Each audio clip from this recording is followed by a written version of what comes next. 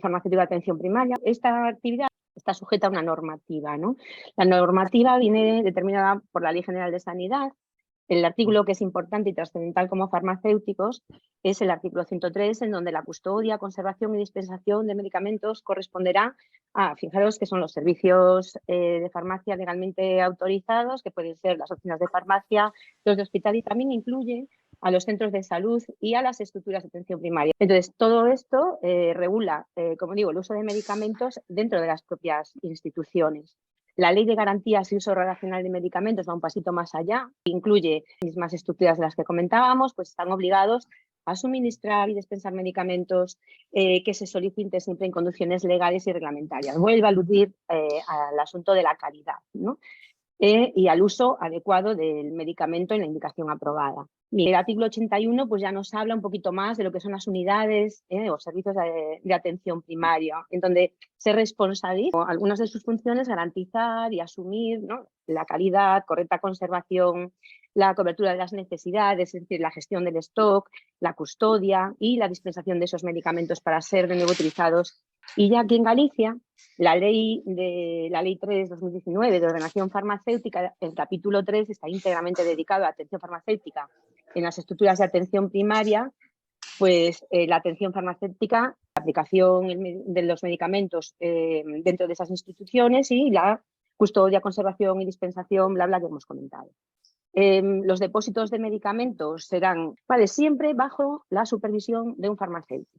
En el artículo 55, fijaros que vuelve de nuevo a recalcar el artículo 103 de la ley, y en particular la vigilancia, supervisión y control de aquellas sustancias como pueden ser los estupefacientes, ¿vale? Que tengan las coberturas necesarias para las necesidades de los profesionales que en ella trabajan. Se nos hace responsable de la custodia y también de la dispensación cuando sea.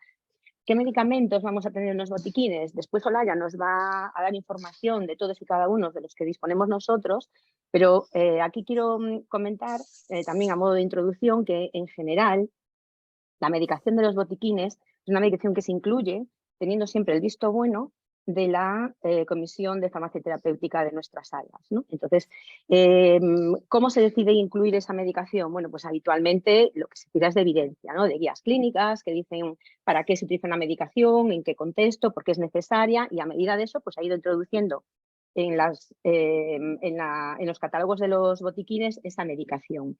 Hay algo que es una publicación del año 2018 que está en la revista Cuadernos de Atención Primaria. Bueno, pues que se publicó una revisión de todos los medicamentos que están disponibles en los diferentes PACs de Galicia y los compara con los que recomiendan las guías de urgencias prehospitalaria, la guía del 061 de otras comunidades, las guías del manejo del dolor, el plan de ictus de Galicia, y con ello han elaborado los autores son compañeros del PAC de Monforte, de la base del 061 y un técnico también de emergencias de Llana do Golo, ¿vale? Lo digo porque es gente que está implicada y es conocedora. Ellos han hecho una encuesta en los distintos PACs de toda Galicia y han visto que hay una gran variabilidad a la hora de dotar fármacos en los distintos PACs dependiendo en qué OXI. De manera que tenemos, por ejemplo, para paracetamol, metamizón en el 100%, pero fijaros, fentanilo en un 14%, el verapamilo en un 57%, pero luego, por ejemplo, de estimulantes cardíacos, adrenalina sí, pero dopamina, dobutamina y noradrenalina no. Puede pensar alguna gente que, bueno, que cómo puede faltar eso. Bueno, pues esa es la realidad. Es una publicación, una revisión pequeña, pero me parece muy gráfica para esta charla. Por lo tanto, vamos al lío, ¿no? ¿Cuáles son las condiciones de almacenamiento y conservación que se exigen de los medicamentos? Bueno, como somos responsables de ello, pues vamos a dar un repasito, ¿no? En principio, lo importante es garantizar la calidad, ¿no? Los medicamentos, en principio, los medicamentos que nunca deben estar presentes en los botiquines de urgencias o en los almacenes de los centros de salud, porque nos sirve para las dos cuestiones, pues son aquellos medicamentos caducados, ¿vale? Veremos después cómo gestionamos las caducidades. Aquellos medicamentos que no estén identificados, que tengan algún tipo de deterioro y que no sepamos ni su procedencia y a veces no sepamos ni lo que es porque puedan estar francamente pues eso, mal identificados, ¿no? Medicamentos que estén deteriorados. Fijaros que el deterioro es importante porque hablamos de deteriorado cuando, por ejemplo, falta alguna parte del material de acondicionamiento. Eso es importante, evitar tenerlos en los botiquines y, por lo tanto, desecharlos, ¿no?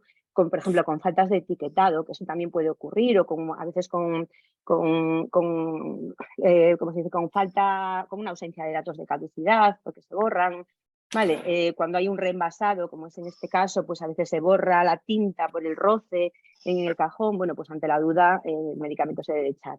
Tampoco tiene que haber en los botiquines medicamentos sin cupón precinto, ¿vale? ¿Por qué? Bueno, pues porque realmente un medicamento que tenga una ausencia de cupón precinto en principio viene por receta, y los medicamentos por receta no se deben de tener en el centro de salud, ¿vale?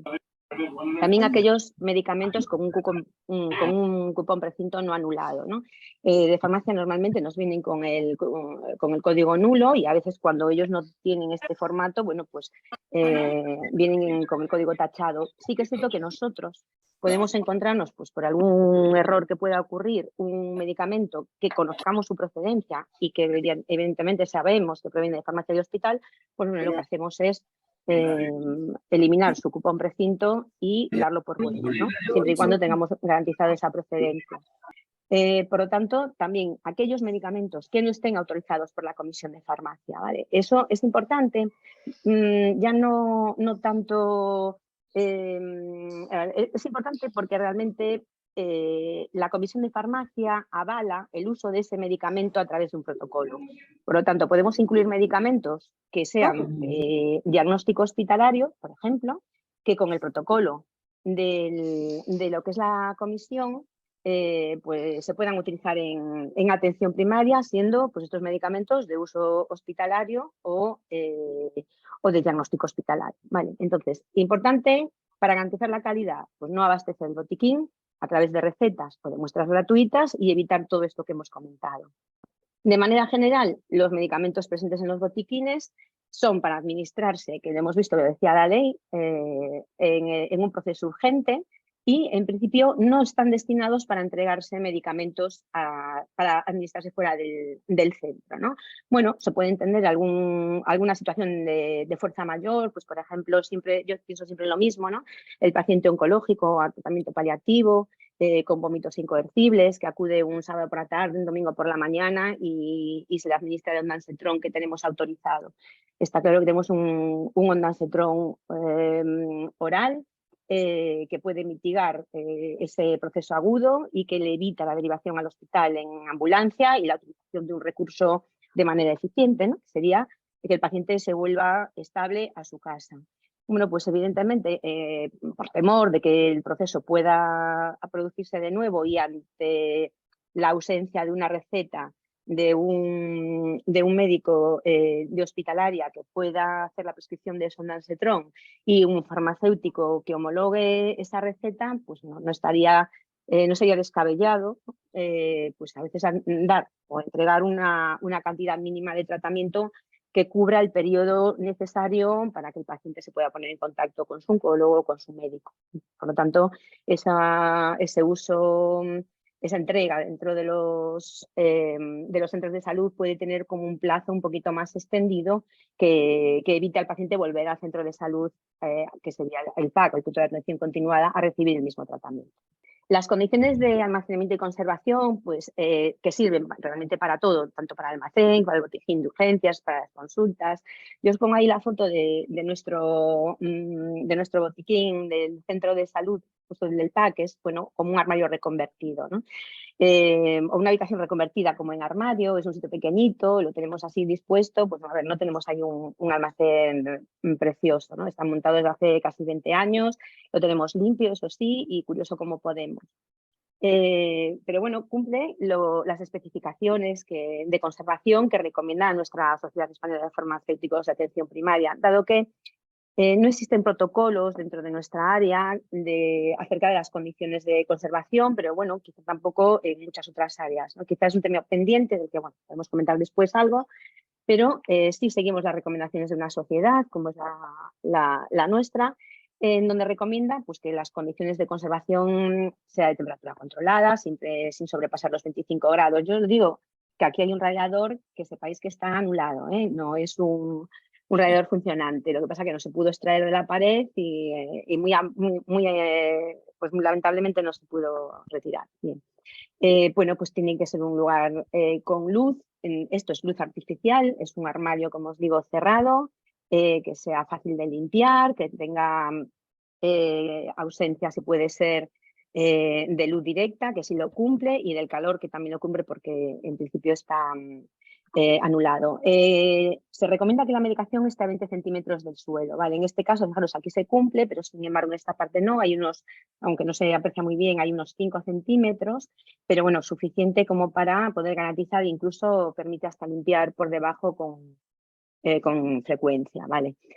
Por otro lado, dentro de las condiciones, la medicación debe estar perfectamente identificada, ordenada por orden alfabético, aquí no se aprecia muy bien, e incluso se puede orientar, bueno, e incluso diferenciar, por aquí tenemos medicación oral, aquí pomadas, ¿vale? En principio no se deben de mezclar en el mismo cajetín ni medicamentos diferentes, ni dosis diferentes, ni siquiera formas farmacéuticas, distintas formas farmacéuticas del mismo medicamento para evitar confusiones. No es difícil a veces encontrarnos la mepivacaína de 1 en la mepi de 2, la presentación es muy similar y bueno, eso es algo que siempre nos preocupa porque en un momento de apuro pues alguien puede obviar el repaso de esa ampolla, aunque bueno, habitualmente enfermería suele ser siempre muy consciente de esos posibles errores, por lo menos en nuestro centro, porque sí les preocupa, ¿vale? Luego, sí que es importante que cuando tengamos medicamentos, los medicamentos, sobre todo los orales comprimidos y demás, suelen venir en blistados. Entonces, muchos de los medicamentos vienen en blistados, en unidades de 10, de 6, de 7, con su fecha de caducidad, con su lote bien distinto. ¿Qué ocurre con la aspirina? Pues nosotros la aspirina la tenemos para el tratamiento de infarto, y no viene enlistada. Sabéis que viene enlistada en un blister verde de 10 comprimidos, pero sin embargo la fecha de caducidad no viene por comprimido, que es lo que realmente debería de venir. Entonces yo suelo solicitar a la farmacia del hospital que si pueden me la manden así, ¿no? Reacondicionada, en donde ya la aspirina viene perfectamente caracterizada, ¿no? Con su lote, con su código nacional, la fecha de envasado incluso y las caducidades, ¿no? Cumpliendo el estándar de calidad del reenvasado de medicamentos. Como os decía, la separación por grupos e incluso se recomienda desde la sociedad pues, el estado de conversión de principio activo. Bueno, nosotros ya tenemos uno muy mínimo, perdón, porque realmente ya casi todos los medicamentos de los que tenemos en los almacenes del PAC y del centro viene por principio activo, excepto casi los clásicos, ¿no? Se recomiendan también los medicamentos termolábiles que estén guardados en el frigorífico, que sea uso y exclusivo para la medicación y siempre lejos de los focos de calor, ¿vale? Los medicamentos fotosensibles deben de estar protegidos de la luz. De por sí ya suelen venir muchos de ellos en envases topacios, pero en el caso de que eso no ocurra, conviene protegerlos envueltos en papel de aluminio. Nosotros no podemos pedir papel de aluminio a suministros y bueno, te lo llevas de casa, o si no también hay alguna forma que es protegerlos a través de, bueno, con cartonaje blandito que a veces recuperamos, y si no, con folios, con doble capa de folio, también es otra forma de arreglarlo, ¿vale? Los sueros siempre en su bolsa, precisamente para evitar el deterioro del Biaflex, ¿vale? Con respecto a los envases multidosis, bueno, en el PAC tenemos los colirios, tenemos el Idonac también. El Idonac no se recomienda utilizarlo como multidosis en distintos pacientes. Lo que hacemos habitualmente es desecharlo y en principio utilizarlo para un solo paciente.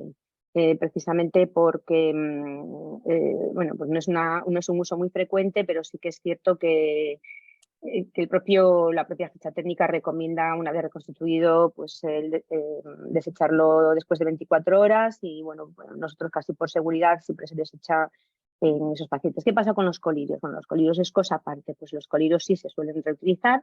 Siempre recomendamos, como está aquí, pues marcar justo la fecha de apertura y de utilización y no tenerlos más de 21 días. La recomendación es ver siempre en la ficha técnica la validez una vez abierto, bueno, porque oscilan, hay 15 días, 21 días, 28 días. De los que disponemos, pues en este caso podemos llegar incluso hasta 30 días, ¿vale? En el caso de Fluotex.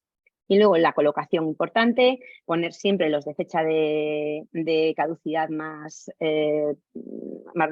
pronta, ¿no? En la parte delantera y los más antiguos en la parte trasera, precisamente para propiciar lo que es la rotación. En el caso de que se presente algún tipo de alteración en los medicamentos, ya sea su aspecto o la presencia de un cambio de color, la presencia de algún tipo de partícula y demás, en esos casos siempre recomiendo retirar el medicamento, pero que me lo guarden. Entonces, ¿yo qué hago? Pues yo habitualmente ese medicamento le hago una ficha y lo comunico a farmacia, ¿no? Porque puede ser que ese cambio de aspecto puede deberse a unas malas condiciones de conservación en mi centro, o sin embargo puede deberse a que hay un problema con lote. Entonces no es la primera vez que ocurre eso, lo comunico al servicio de farmacia y estos valoran si en los lotes que ellos han distribuido a otros centros o en el propio hospital se reproduce ese mismo defecto, ¿no? Y esto puede dar lugar pues, a una alerta de calidad. Por otro lado, los medicamentos que tienen condiciones especiales de seguridad, los de caja fuerte, pues sí, disponemos de una caja fuerte, la veis atrás en la foto, para guardar estupefacientes, ¿vale? La llave siempre a cargo de un responsable. Pues nosotros en el PAC tenemos en principio el coordinador del centro, que es el responsable del botiquín, el coordinador de servicio o enfermería o el farmacéutico, que es en mi caso, ¿vale? Unas características propias de los medicamentos termolábiles y fotosensibles, bueno, pues recordar, en principio, pensar por un momento que siempre se habla de los registros necesarios de temperatura. Esto es una gráfica que nos permite registrar y además visualmente ver muy bien la evolución de la temperatura a lo largo del mes, en donde se recomienda siempre el registro a primera hora y a última hora del día. Entonces, con esto se van haciendo 2 mediciones cada día y se puede ir viendo la oscilación térmica del aparato, ¿no? Cuando hay una oscilación muy grande, bueno, pues algo no está funcionando bien en ese aparato. Y aquí tenéis pues, una muestra de un termómetro de doble lectura como el que tenemos en los centros, en donde se lee la temperatura actual y temperaturas máximas y mínimas. Es importante para el tema de la conservación de medicamentos termosensibles que en el momento de la recepción se verifique que no se ha roto esa cadena de frío, ¿no? Si bien es cierto que la rotura de la cadena de frío no es un motivo de devolución. Aquí dice, si eso ha sido así, se devolverán al servicio. Bueno, no necesariamente, ¿vale? Es decir, a veces tenemos medicamentos como el glucagón que se puede conservar entre 8 a 25 grados con una validez de 28 días. Entonces, si nosotros no somos un gran servicio que tenemos una gran cantidad de medicamentos, somos pequeños servicios, pequeñas unidades con una cantidad de medicamentos pequeñita, por lo tanto, a veces podemos gestionar que en esos 28 días parte de ese medicamento se pueda utilizar en condiciones de garantía. Ahora bien, había que rotularlo, había que indicar que la validez es de 28 días, ¿no? Pongo ese ejemplo. Por lo tanto, sí, igual para grandes cantidades, ¿vale? Pero en el día a día, pues muchas veces podemos seguir utilizando ese medicamento y darle validez, que para eso somos responsables de ellos, ¿vale? La ubicación en el frigorífico, pues teniendo en cuenta esos 3 aspectos, ¿no? La termoestabilidad, siempre la parte más fría, de manera general, es la parte próxima al congelador, no siempre, habría que ver las especificaciones de ese frigorífico. Nosotros contamos con frigoríficos pues, bastante antiguos, de aquellos de una sola puerta con un pequeño cajetín, un congelador dentro de la puerta principal. Por lo tanto, en esas zonas, en esos dispositivos, la parte fría es la parte superior, ¿no? Siempre. Luego, es importante también la accesibilidad. Los medicamentos más frecuentes siguen el mismo criterio que para los medicamentos generales que comentamos antes, poner siempre la parte, los que caducan antes delante, para evitar siempre esa apertura de puerta prolongada y como siempre, bueno, pues se almacenarán esos lotes también siguiendo ese criterio, ¿vale? En las condiciones que debe cumplir la disposición de los medicamentos en nevera, bueno, pues es importante garantizar que haya una circulación de aire entre los distintos envases, que estos no toquen la parte posterior. Fijaos, en la parte de aquí tenemos un poco de escarcha y por lo tanto se pueden congelar y por lo tanto deteriorar. Y en principio se recomienda 4 centímetros, bueno, aquí hay un poquito menos porque si no ya no cierra la puerta, pero sí es cierto que como trabajamos con medicamentos pequeñitos, la circulación del aire es muy buena, ¿vale?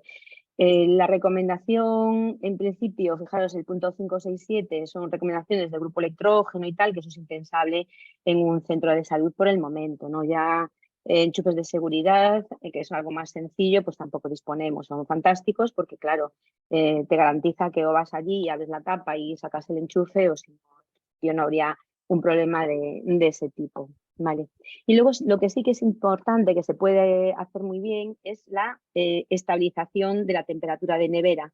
Yo utilizo los acumuladores de frío, ¿no? ¿Vale? Pues es suelo fisiológico, botellas con agua salada, pero bueno, yo utilizo los acumuladores de frío, que es una manera de reutilizarlos, de los que me vienen cuando traen la medicación de nevera, y los coloco en la parte inferior de la nevera y esto me da estabilidad en la temperatura. Y por otro lado, en el caso de que haya un problema de corte de electricidad, bueno, pues dependiendo del número de acumuladores, pues tendré una duración del frío dentro, pues igual de más o menos tiempo. Depende del número de acumuladores. Pero bueno, 2-3 horas me lo garantiza y en principio permite de alguna manera que llegue pues el equipo técnico para resolver la incidencia que sea, ¿vale? Los medicamentos termolares de los que disponemos actualmente, pues la insulina rápida, el Flutest, eh, la gama antitétanos y el glucagón, ¿vale? En general se conservan todos los medicamentos en nevera que lleven el distintivo de la escarcha y la temperatura óptima es entre 2 y 8 grados, siguiendo las recomendaciones de fichas técnicas, evitando siempre que se congelen. En cuanto a las recomendaciones que yo hago, claro, en verano la temperatura a la que estamos en Carballiño puede pasar los 35 grados, 32, 34. Bueno, pues a esa temperatura y en ausencia de aire acondicionado que no tenemos en el centro, bueno, pues siempre se recomienda, ¿no?, que los supositorios, por ejemplo, se guarden en el centro, perdón, en la nevera. Por lo tanto, es una recomendación que también tiene mucho que ver con la temperatura ambiente en la que trabajemos. Y por otro lado, también los cólicos abiertos, porque a la temperatura de 2-8 grados el crecimiento bacteriano es menor, ¿vale? Aquí tenemos también, con respecto a la medicación fotosensible, las condiciones de conservación que hemos comentado, protegidos de la luz, y en principio a mí siempre me gusta reseñar el haloperidol, ¿no? Nos encontramos a veces con pacientes agitados que acuden a servicio de urgencias, se les pincha un haloperidol y bueno, queda por encima de los mesados, a veces de trabajo, y a veces hay una incidencia de luz directa que hace que ese haloperidol se deba desechar, ¿no? Porque a veces no sabemos cuánto tiempo lleva, ni cuándo fue atendido, ni cuándo no. Por lo tanto, cuidado, porque de los medicamentos fotosensibles todos lo son, pero el haloperidol tiene unas características propias, ¿vale? Bueno, que de medicamentos estupefacientes, recordad que los que tenemos incluidos en los centros son los estupefacientes, son los que están incluidos en la lista 1 del Convenio Único del año 61 sobre estupefacientes, y nosotros en el centro pues contamos con fentanés, el fentanilo, morfina y dolantina, ¿no? Un stock importante. Bueno, pues morfina es unos 30 ampollas, dolantina 20, fentanés 10, ¿vale? En principio es lo que tenemos. Con respecto a la reposición, bueno, hasta ahora hablábamos de la correcta conservación y tenemos que pasar un poco a lo que es la cobertura de las necesidades. Entonces, para cubrir las necesidades que nos obliga, nos decía la ley, tenemos que tirar de las peticiones de reposición. Nosotros utilizamos, primero, para la gestión de estupefacientes, no tenemos un libro de estupefacientes oficial, porque nosotros no somos servicio de farmacia como tal. Entonces, lo que utilizamos son los vales de planta y los libros de planta como cualquier otra planta del hospital, porque dependemos del servicio de farmacia del hospital de referencia. Por lo tanto, nuestros responsables del jefe de servicio de farmacia son vales de uso interno que se cubren pues de esta manera. Yo he puesto, como está Olaya con nosotros, pues he puesto un vale de Olaya y con esto nosotros hacemos la gestión de reposición de estupefacientes, ¿vale? Registro en el libro, envío de vales al servicio de farmacia según el protocolo que se haya acordado, si lo hay, y siempre registro de entradas y salidas en el libro, por paciente y por médico, ¿vale? Indicando la fecha, pues yo, por ejemplo, todas estas en la misma fecha, porque es la fecha de registro. ¿Vale? Con respecto a las peticiones de medicamento, bueno, pues antes utilizábamos como un formato PDF que no era detallado, ¿vale? Y la persona que era responsable de la medicación de los packs, pues enviaba por email al farmacéutico de referencia esta solicitud. Hoy en día se tramitan con un modelo dinámico en donde se va incluyendo toda la medicación poco a poco que está autorizada por la Comisión de Farmacia. Esta petición se realiza en Silicon, que es la transposición de esta solicitud a esto, que es lo que el Silicon nos devuelve, ¿no? Una vez que yo transpongo una solicitud, en principio el servicio de farmacia a través de su sistema de gestión, nosotros aquí ellos tienen Cardex, pues automáticamente hace la tramitación de ese pedido, ¿vale? Y luego vamos a lo siguiente, tenemos que seguir cubriendo las necesidades y para eso hay que hacer un cálculo de stock. Y esto es un tema bastante, digamos, controvertido y explico por qué. Normalmente todos los cálculos de stock se hacen referencia a los stocks de hospital, ¿no? Entonces los objetivos siempre se definen, pues, previsiones de consumo, teniendo en cuenta los plazos de entrega, con un inventariado periódico, pero claro, los centros de salud tenemos un stock mucho más pequeño. No utilizamos aplicaciones informáticas, tampoco las necesitamos. Y si definimos el stock como la cantidad de medicamento que debe existir en un determinado servicio para la cobertura de las necesidades de los usuarios, obviamente digo, bueno, ¿cuánto necesito? Bien, pues yo creo que para hacer el cálculo de stock necesariamente debemos conocer esto, el consumo mensual. Hace años me decían, bueno, pues coges y multiplicas, o sea, calculas consumo mensual por 2,5 y bueno, a mí tampoco me convencía mucho porque luego me sobraban unas cosas, me faltaban otras. Entonces yo hace tiempo que utilizo esto, el índice de cobertura. Esto es un índice que utilizan los economistas para la reposición de stock en empresas y demás. Esto lo que hace es calcular el tiempo que el stock está disponible teniendo en cuenta las existencias y el consumo mensual. Está multiplicado por 30 porque es a 30 días. Si esto lo quisiese hacer a 10, pues multiplicaría por 10. Entonces, ¿yo qué hago? Pues yo hago el supuesto contrario. Yo quiero que un medicamento me dure 60 días en stock. Digo, bueno, yo quiero que este medicamento, en vez de pedirlo todos los meses o 3 veces al mes, quiero que al menos me cubra 60 días. Con eso garantizo que si hay una rotura de stock o hay un problema de desabastecimiento, bueno, pues tengo un poquito más de tiempo para no notar esa falta, ¿no? Entonces lo que hago es calcular las existencias. ¿Para qué? Para tener una cobertura de 60 días. De manera que si un medicamento tiene un consumo mensual de 20, lo calculo a 30 días y tendría que tener unas existencias de 40 unidades. Vosotros me diréis, bueno, pues también se puede hacer el cuento de la vieja. Sí, sí, pero bueno, mi índice de cobertura lo fijo yo, entonces en algunos medicamentos, fijaros que cuando se hacen los pedidos yo puedo tener muy poquito movimiento de determinadas especialidades y sin embargo, si pido 2 ampollas, pues igual no me las mandan porque hay que abrir una caja, sacar de esa caja 2 ampollas y si están muy apurados no las mandan. Entonces, ante eso digo, bueno, pues pido 6 o 7 o 5 que vienen en el envase y yo ya sé que en vez de 60 días igual me aguantan 120. Vale, pues ya lo sé. Pero tengo la seguridad de que ese medicamento me va a cubrir un periodo determinado y no me preocupa reponerlo. Por lo tanto, el aprovisionamiento va a ser ese stock máximo, que es este consumo mensual que yo he calculado, menos el stock actual. Y con eso voy pidiendo cantidades pequeñas que me facilitan mucho el día a día, sobre todo porque con nuestras agendas de trabajo tengo muy poquito tiempo para la gestión de botiquines. Entonces, bueno, creo que desde que he empezado con este sistema, estoy contenta porque no tengo tanto problema con el stock ni con la falta de medicación. Igual ahora ya me dice de otra cosa, pero bueno, realmente cuando tenemos problemas, cuando hay una rotura de stock en hospital y no nos mandan, o cuando hay un problema de desabastecimiento serio, ¿vale? Y eso ya es algo general.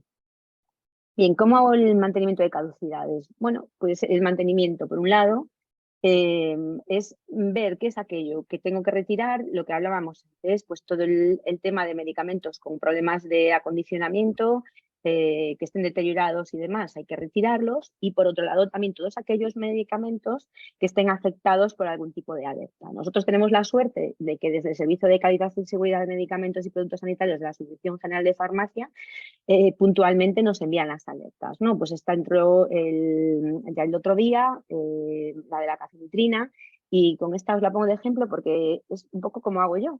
Yo normalmente, cuando recibo la alerta, esa última hora de la mañana, suelo revisar esa última hora si la recibo o a primera del día siguiente, ¿vale? ¿Qué pasa? Que cuando nuestro lote, cuando uno de los lotes afectados ha pasado por el servicio de farmacia, la jefa de farmacia nos comunica a través del correo electrónico que ese lote ha estado en su almacén. Claro, yo no sé si está en el mío, por lo tanto, para mí esto es una revisión inmediata.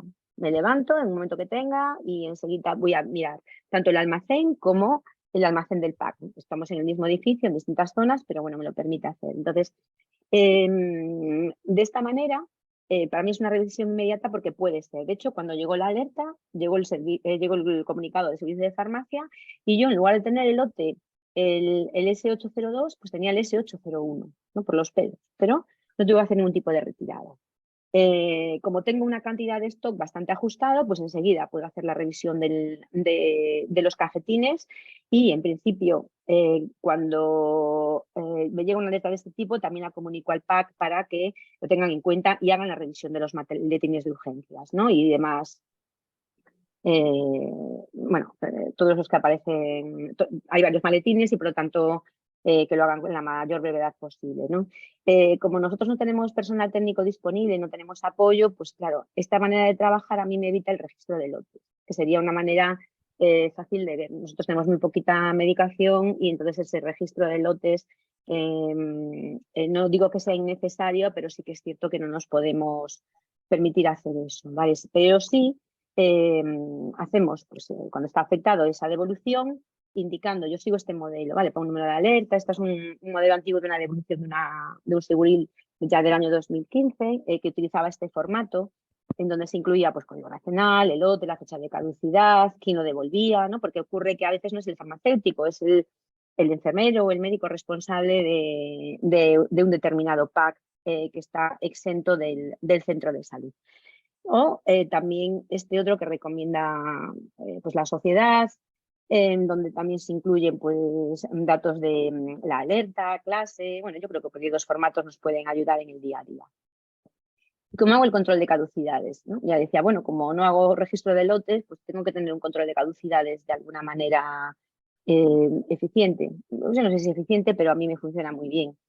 Esto es lo que recomienda nuestra sociedad, pero bueno, casi está más destinado a servicios más grandes. Entonces nosotros tenemos esa connotación de que somos unidades pequeñas, con un manejo de medicamento más pequeño y por lo tanto nos permitimos quizá otra forma de proceder más simple, más simplificada, ¿no? Yo lo que tengo es una base de datos con todos los medicamentos. En azul tengo, fijaros coloreados, los que son solo del PAC y un registro de caducidades, de manera que lo que hago en los centros trabajamos con el LibreOffice. Entonces esto es una plantilla de LibreOffice, yo la mantengo y lo que hago después es filtrar, de manera que con 3 meses de antelación puedo sacar medicamentos que van a caducar y de esa manera poder pasarlos del almacén general de la foto de antes a las salas para poder ser utilizados en fecha próxima. Por lo tanto, me permite tener muy poquitas caducidades. En general, hago una revisión mensual, por supuesto, pues este mes, el día 31, tendré que ver si efectivamente la adrenalina está todavía en esos cajetines o aviso a enfermería para que lo revise. Y en principio hago este cambio de la fecha de caducidad, que bueno, tengo en esta otra columna que no sé. ¿Vale? En principio, este control de caducidades pues lo hacemos en la farmacéutica y enfermería, las desechamos en el Sanibos, que nos han instalado hace unos meses, y con esto conseguimos esa baja incidencia de medicamentos caducados. Y la excepción quizás es los maletines de urgencias, ¿no? O los maletines individuales que a veces tienen los facultativos. Por otro lado, bueno, la cobertura de necesidades también pasa por incluir medicamentos en los botiquines, algo que nos comentaba antes, antes de iniciar la reunión Mercedes, ¿no? Ella lleva luchando por la inclusión de medicamentos en los botiquines y no sé, nosotros la verdad que con nuestra comisión de farmacia terapéutica siempre hemos tenido, dentro de lo que cabe, pues bastante armonía en cuanto a la inclusión de determinados medicamentos, siempre se habían hecho peticiones motivadas. Entonces, esto es la petición que se hizo en su momento para incluir ondansetron en los centros de salud. El ondansetron es aquí la vía oral en urgencias pediátricas, que evita en muchos casos la derivación de los niños al servicio de urgencias hospitalario. Y se hizo siempre en base a un protocolo. Por eso yo os decía que es muy importante la utilización de protocolos en el día a día cuando estamos hablando de medicamentos off-label. ¿Vale? Aquí tenemos el aval de la Comisión de Farmacia y Terapéutica, perdón, la Comisión de Farmacia y Terapéutica de nuestra EUSI, que nos dice cómo utilizar, cómo no y demás. Bueno, todo esto se les da más o menos organizado y mascado y se presenta a la comisión a ver si la autorizan. En su momento se autorizó el Zofran liofilizado y posteriormente se pudo incluir el Cetofil, que es la presentación para lactantes, dado que, bueno, con esta presentación los lactantes pues escupían y realmente recibían muy poquita medicación activa. Por lo tanto, salió la otra presentación, que es una pegatina, el Cetofil, se pega en la mejilla y de esta manera se pueden controlar los vómitos en niños en determinadas épocas. Vale. Con esto, pues ya termino. Para mí es importante saber, ¿no?, que los farmacéuticos somos los responsables de garantizar la calidad, la correcta conservación, la cobertura de las necesidades, por supuesto de la custodia y en algunos casos también la dispensación de los medicamentos en los puntos de atención continuada. Creo que es importante darse cuenta que nosotros tenemos una limitación, y es que no hay procedimientos unificados para la gestión de botiquines, y es algo que está pendiente. Hoy en día, con la nueva ley de ordenación farmacéutica, puede que venga este desarrollo, ¿no?, en Galicia. Y por otro lado, también haciendo un poquito, prestando un poco de atención a lo que decía el artículo, que también es importante unificar medicación de todos los pacientes, ¿no? Eso ayuda a que la asistencia sanitaria sea equitativa y todo el mundo pueda tener precisamente la misma asistencia y la misma oportunidad en los tratamientos. Como último os dejo una pequeña bibliografía de lo que yo he utilizado alguna vez y nada más. Muchísimas gracias por estar ahí y por escucharme. Muchísimas gracias, Monse. La verdad, completísimo. Para preguntas podéis usar el chat o podéis, si queréis, como tenéis opción a micro, si alguien tiene alguna duda, ¿no?, antes de empezar con Olaya. Por mi parte, Monse, ¿cómo gestionas puntualmente que haya un incremento de necesidades? Por ejemplo, yo estoy en centros muy pequeños. Imagínate, tengo pues 5 silvedermas, ¿no? Pues aparece un quemado, enfermería empieza a tirar de los silvederma y la verdad, normalmente me avisan, se acabó. Digo, hombre, podéis avisarnos cuando queda un tubo, ¿no? No sé si tienes algún sistema de aviso. Porque claro, yo no Pues estoy todos los días mirando lo que pasa como tú, vas una vez al mes al botiquín. claro, no, yo realmente voy todas las semanas en Mercedes. Anda, bueno, Que yo tengo es un que ya paseo, me sí. sería imposible. Vamos, Claro, no. efectivamente. A ver, yo todas las semanas me pego una visual, ¿vale? ¿Por qué? Porque, bueno, necesitas de alguna manera, yo ahora mismo quiero implementar, lo hice en las residencias sociosanitarias, las residencias sociosanitarias tenía el problema también de la gestión de ese stock. Entonces, ¿qué hacía? Él he hecho un sistema de tarjetas muy parecida a lo que es el Canva, pero así muy casero, ¿no? ¿Y qué es lo que yo quiero hacer también en los packs? De haya no dos cajetines, porque no tenemos espacio físico para ellos, pero sí unas tarjetas con stock máximo y mínimo, de manera que cuando Ujú. enfermería recargue las salas, saque la tarjeta a un contenedor y pueda indicarme que eso es lo que está por debajo del stock mínimo, ¿vale? O llegando al stock mínimo. Pero bueno, eso es un trabajo que estoy ya con las etiquetas y con las tarjetas, porque creo que me facilitaría mucho la vida, sobre todo ahora que tenemos pues, más carga laboral de otro tipo, ¿no? Pero lo que dices tú, solamente puedes gestionar lo que es la demanda estacional. Pues nosotros, que lo he puesto por ahí, creo que en alguna diapositiva, pues cuando llega la época de la vendimia, empiezan los pinchazos de avispas, entonces la metilprednisolona se termina, vamos, eso volando, ¿no? Te lo puede decir Olaya. O cuando, por ejemplo, ya en primavera tienes los broncodilatadores también. Entonces, en invierno todos los EPOC se desestabilizan, todos los de Carballiño juntos y nos quedamos sin altoportinas. Entonces, por eso digo que puntualmente te pasas todas las semanas, te echas una visual y efectivamente ves que eso baja mucho, ¿no? Y como yo digo, tengo esos stocks definidos, pues me es mucho más fácil, ¿no? Saco mi Excel y lo veo. Pero para una demanda puntual es complicado. También es cierto que a veces nosotros nos ponemos locos. No queda medicación, dices que se la han llevado hace 2 días, pues está claro que la tienen. Entonces, en ese momento, lo único que tienes que tener es la certeza de que el servicio de farmacia te reponga esa medicación en un tiempo determinado, ¿no? Pues en 7 días, Ya. en 5 días. Entonces, con eso solemos, la verdad, que ir tirando. De todos modos, el sistema es un poquito más complicado. Si yo es por no volver loca a Carmen Campo, que de verdad que, bueno, lo mío es un desastre. Claro, ¿sabes qué Aparte de pasa? estar en dos centros pequeños, tampoco Claro, para no tener un exceso, que tampoco tiene sitio para tener excesos, pues bueno, hay cosas que son complicadas. A lo mejor claro, es que tienes los un flotes ahí excesos. 3 meses y de repente se te van tres en una semana, o sea que es complicado. Pero bueno. Hay épocas en las que sí, sobre todo cuando llega la siega, el flotés, eso vuela. Mm. Sabemos que Por los que eso, estamos que hay en rural una. o semirural ocurre así, ¿no? Entonces, bueno, pero eso es algo estacional, eso sí se puede prever, ¿no? Como te digo, hay épocas en las que igual el consumo sabes que te va a hacer una curva y ahí es donde puedes tener más cantidad y la tienes que tener filiada. Después de un tiempo, establecer consumos mensuales y sobre todo aquellos medicamentos que son estacionales. Los puedes medir un año y te quedan, pero claro, hay que medirlos, ¿eh? Y No, van. no vale por ciencia infusa, porque si no, da lugar a que pues de repente nadie venga y te quede pues eso, la metilprednisolona para siglos de los siglos. Y a veces te vienen pues con caducidades no tan largas o duraderas porque en farmacia también vacía estos. No pasa con la metilprednisolona porque es un medicamento de mucho uso y no va a ser con eso. También tienes que jugar con las fechas de caducidad, Ya. evidentemente.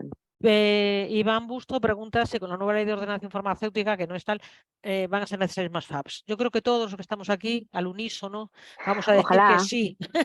A ver, Vamos a decir que sí, ¿no? yo En nuestro grito de guerra, un claro, grupo que tengo es faltan FABs. O sea, siempre hacen falta más. claro, Sí, eso es un hashtag, ¿no?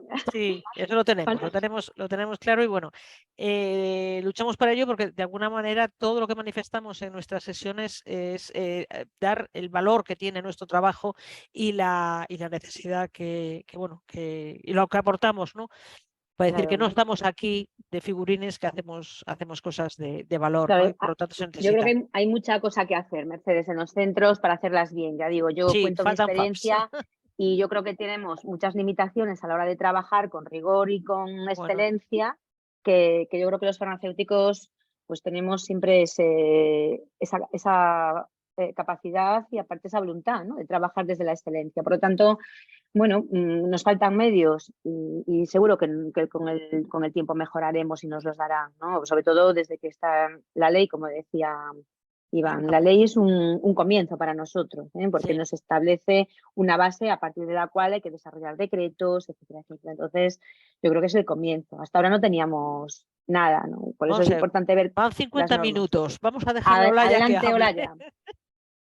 Gracias a Olaya, todos. muchísimas gracias, Hola, Monse. buenas Muchísimas tardes a gracias, todos. No sé Olaya. si me Se te escucha escucháis. perfectamente. Mm. Nada, agradeceros bueno, que hayáis contado conmigo y a ver si doy compartido la pantalla.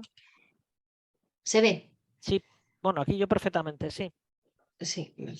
Sí, Sí, perfectamente. vale, bueno.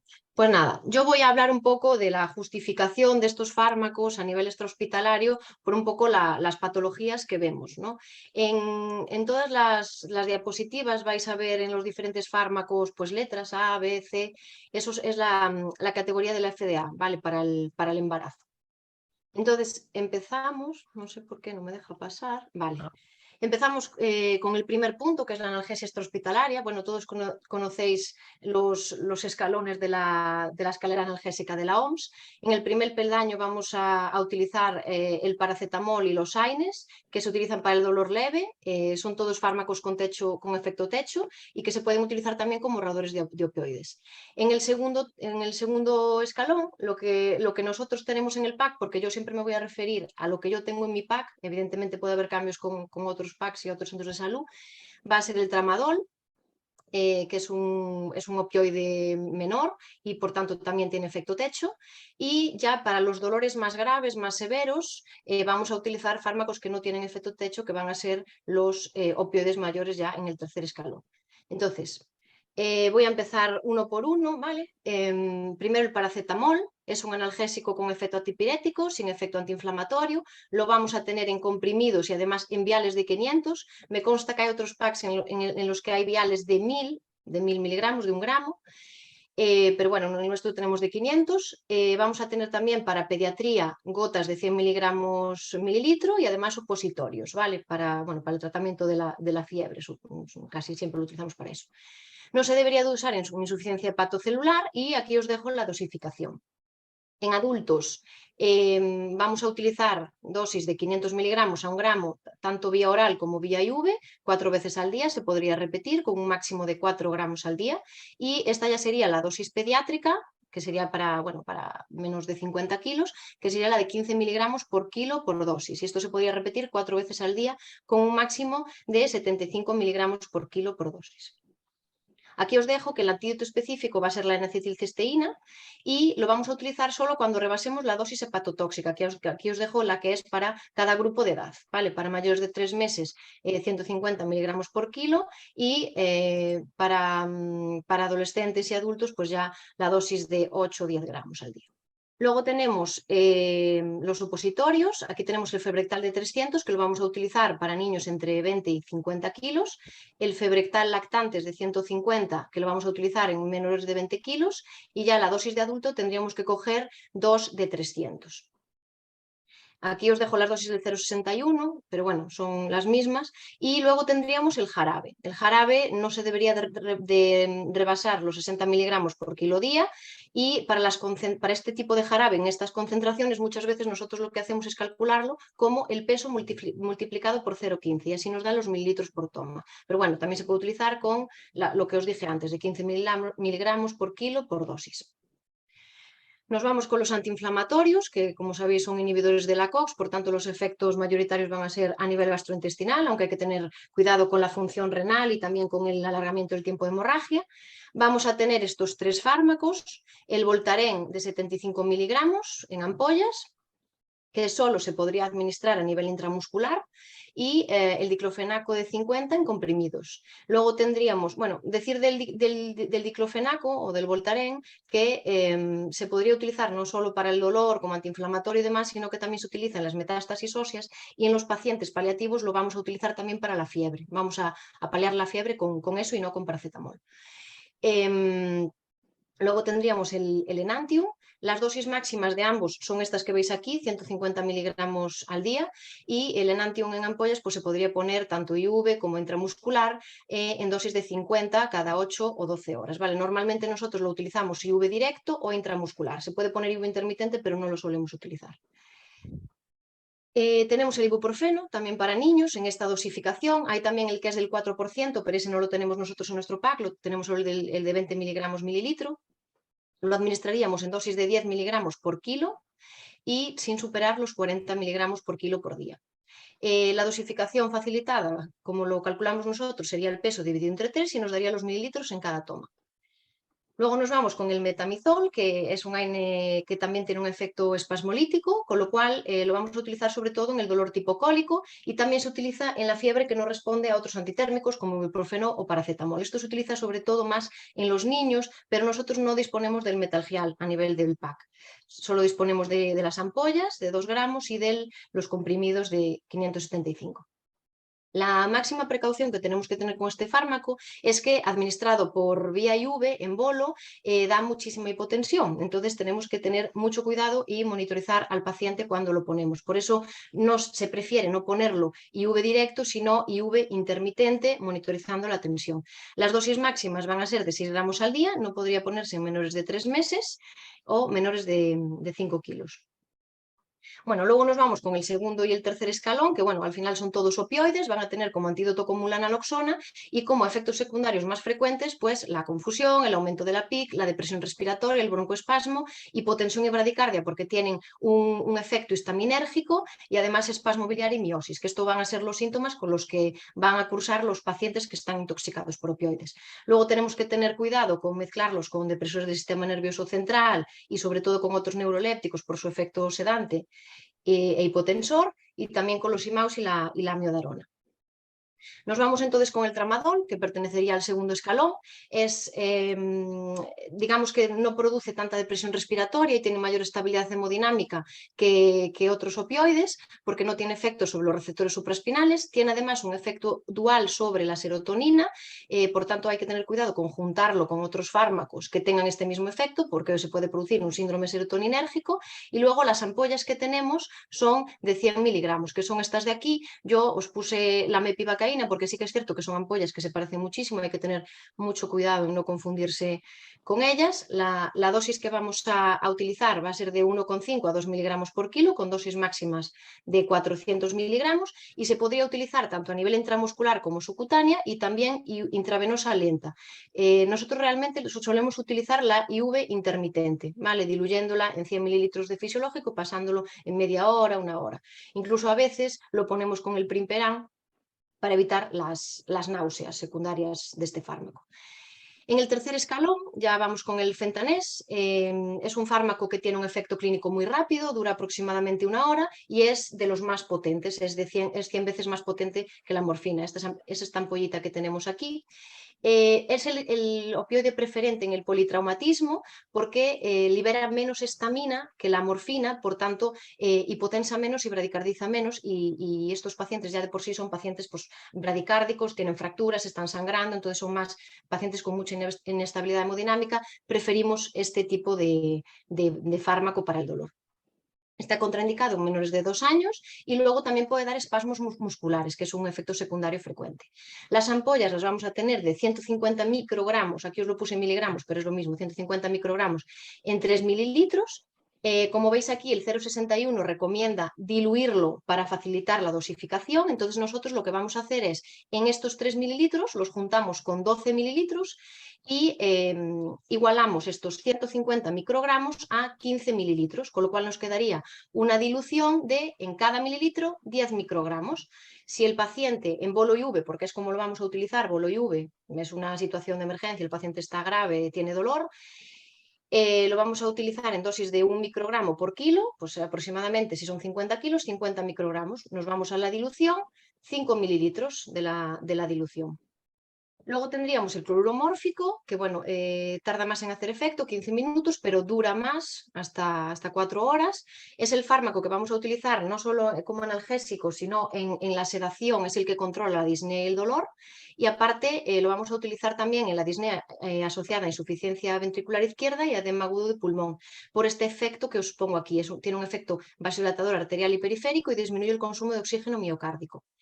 No se recomienda en el politrauma por lo que os comenté antes y tampoco en el infarto inferior, porque el infarto inferior suele coger el ventrículo derecho. Entonces el ventrículo derecho es una zona que está inervada por el vago y el vago hipotensa y bradicardiza mucho. Entonces son pacientes que de por sí también están pues muy hipotensos. Entonces se recomienda para este tipo de infartos la dolantina, que la veremos a continuación. Las ampollas son de 10 miligramos en 1 mililitro, son estas ampollas que veis aquí. Las diluimos asociando 9 mililitros, haciendo de suero, haciendo una dilución de 10 mililitros en 10 miligramos y vamos poniendo al paciente pues de 3 en 3 mililitros o de 4 en 4 mililitros, siempre monitorizando pues cómo responde al fármaco, ¿no? Y vigilando sobre todo tensión y frecuencia, con un máximo de 20-25 miligramos. Aquí os dejo las dosis pediátricas. Luego nos iríamos a la dolantina, que también formaría parte del tercer escalón. Lo que pasa es que a nivel analgésico es muy parecido al tramadol. Tenemos ampollas de 100 miligramos, que son estas naranjas que veis aquí. Lo vamos a utilizar sobre todo en pancreatitis porque no tiene tanto efecto sobre el esfínter de Oddi, y luego en el infarto de ventrículo derecho, más que inferior de ventrículo derecho, por lo que os comentaba anteriormente. Lo vamos a utilizar en bolo IV, intramuscular o subcutáneo. Lo que pasa es que nosotros normalmente lo utilizamos IV directo o IV intermitente diluido en 100 de fisiológico. Normalmente utilizamos media ampolla o una ampolla, pero bueno, la dosis para cálculo sería esta, ¿no? 1 miligramo o 1,5 miligramos por kilo. Lo que pasa es que, bueno, aproximadamente un paciente de 70 kilos le va a tocar media ampolla o una ampolla. Aunque os pongo aquí la dosificación para los niños, no es recomendable utilizarlo en pediatría, ¿vale? Aquí os dejo una nota de la Asociación Española de Pediatría que no recomienda utilizarlo. Y luego nos iríamos a las urgencias cardiológicas. Aquí vamos a ver el síndrome coronario agudo. Nosotros tenemos dos tipos de síndromes coronarios agudos, aquellos con elevación del ST, en el que nosotros diagnosticamos al paciente por un electrocardiograma y evidentemente por la clínica. Este paciente se va directamente a hacer una ICP primaria, es decir, a la sala de hemodinámica, a reperfundir esa arteria, y luego tenemos los sin elevación del ST, en los que a nivel electrocardiográfico no tenemos confirmación de ese infarto y habría que mandarlos al hospital a seguir troponinas.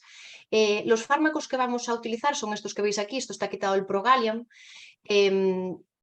Son la nitroglicerina, que es el que nos va a un poco diferenciar el síndrome anginoso del verdadero infarto, el cloruro mórfico para el dolor, que es el que se suele utilizar a no ser que tengamos un infarto de ventrículo derecho, y para las náuseas, pues la metoclopramida, el ondansetron, bueno, y evidentemente oxígeno, monitorización y todo esto. Bueno, vamos a utilizar, sobre todo cuando vamos a la sala de hemodinámica, porque esta es la opción preferente que queremos con los pacientes, que se reperfunda la arteria, dos antiagregantes. Primero, el ácido acetilsalicílico, y el segundo, uno de estos dos, lo que pasa es que el prasugrel y el ticagrelor no los tenemos en extrahospitalaria, los tienen en el hospital.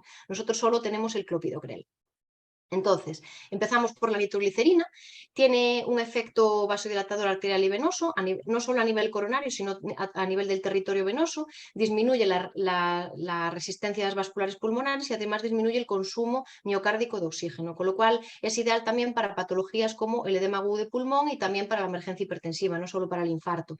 Tenemos estas dos presentaciones, la cafenitrina de 1 miligramo, el Trinispray de 0,4, que es el que utilizamos porque tiene menos variabilidad de absorción, es un spray sublingual, y por 3 de cafenitrina que podemos poner al paciente, podemos poner 6 puffs de Trinispray. Precauciones con este fármaco, pues sobre todo tiene mucho efecto hipotensor, con lo cual mucho cuidado con todas aquellas patologías, como por ejemplo el infarto de ventrículo derecho o pacientes chocados que puedan, que esté contraindicado utilizar este fármaco. Puede producir hipertensión intracraneal y además tenemos que preguntar al paciente siempre si ha consumido Viagra en las 48 horas previas, porque también tiene un efecto hipotensor sumativo. Como efectos secundarios, el principal va a ser la cefalea. Luego nos iríamos al primer antiagregante que utilizamos. Lo vamos a utilizar masticado en dosis de carga de 250. Por lo general partimos los comprimidos de 500 a la mitad y se los damos para que los mastique el paciente. Luego os pongo aquí el Indesprin, que sería el ácido acetilsalicílico intravenoso, pero este nosotros no lo tenemos. El segundo antiagregante que vamos a utilizar es el clopidogrel. Si no hay preferencia por el prasugrel o trecaglor, pero esto a veces es una cosa que tenemos que consensuar con el 0,61. Los efectos secundarios pues, van a ser sobre todo a nivel hemorrágicos y gastrointestinales. Y bueno, aquí tenéis un poco las dosis que utilizamos. En pacientes con elevación del ST que se van a ir a reperfusión de la arteria, siempre vamos a utilizar la dosis de 600. Y en pacientes un poquito más mayores que tengan riesgo de sangrado o que se elija una estrategia de conservador o de fibrinolisis, pues se dará la mitad de la dosis por el riesgo de sangrado.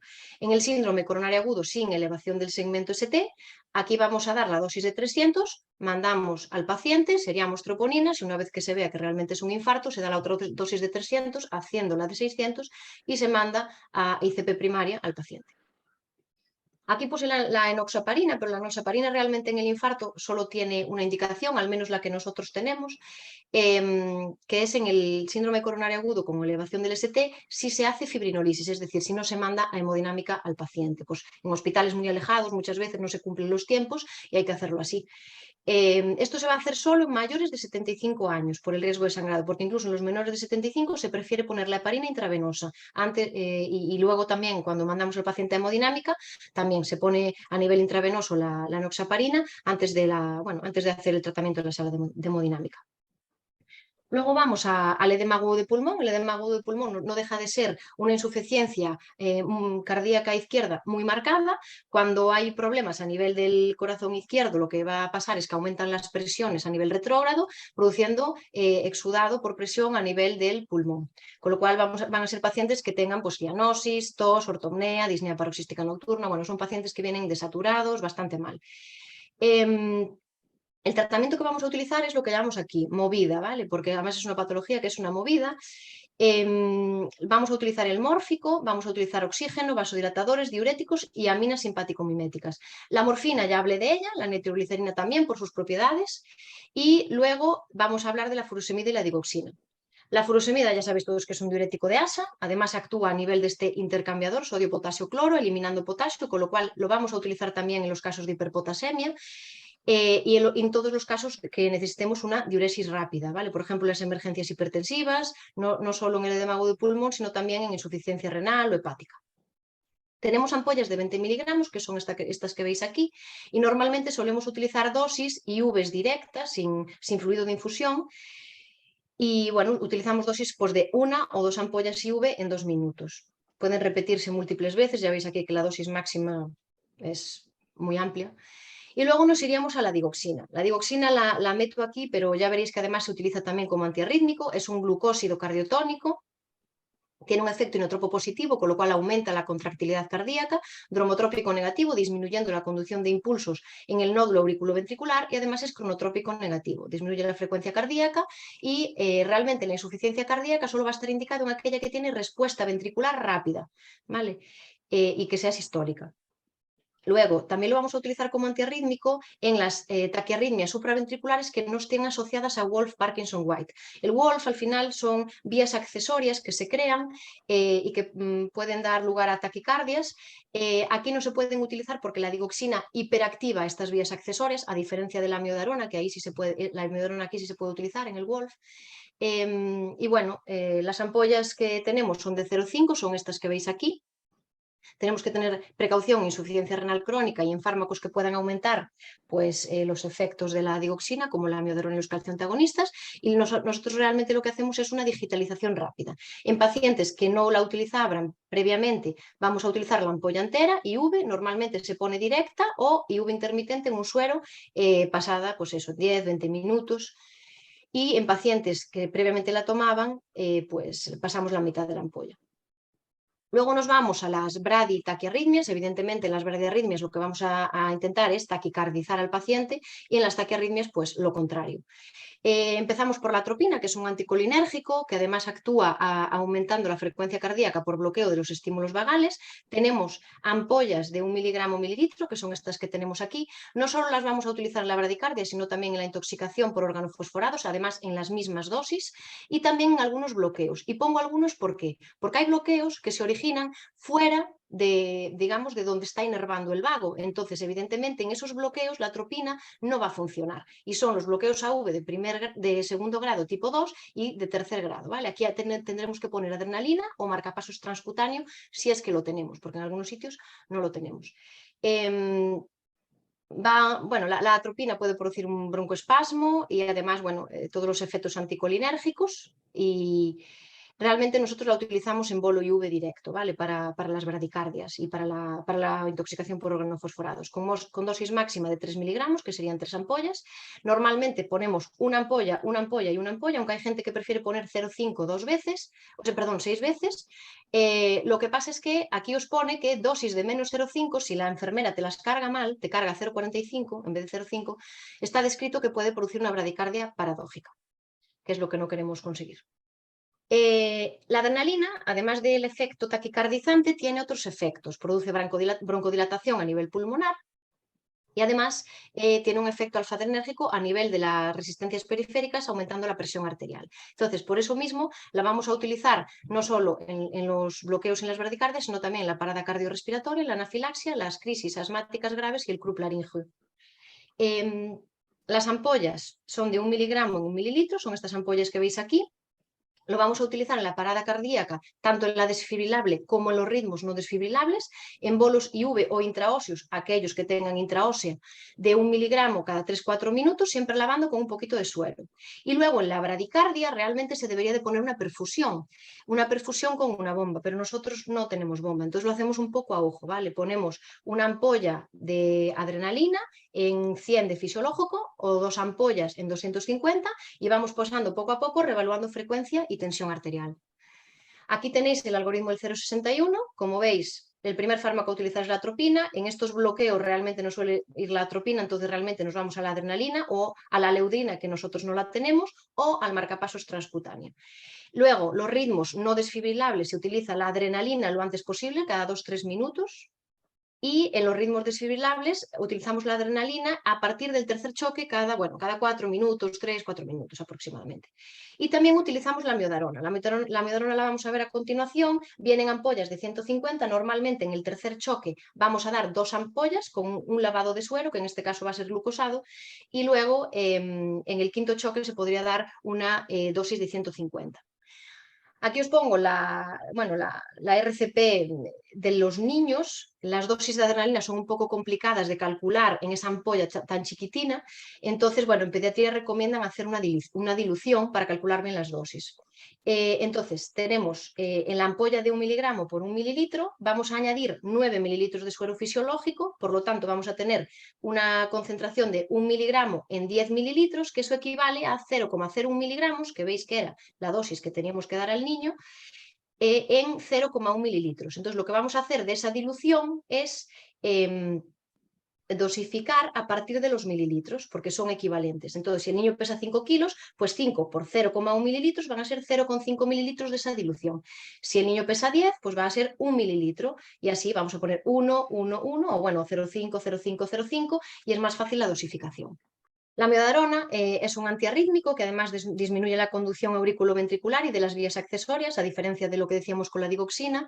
Tiene propiedades vagolíticas y bloqueantes del calcio y por tanto es vasodilatador periférico y un tropo negativo.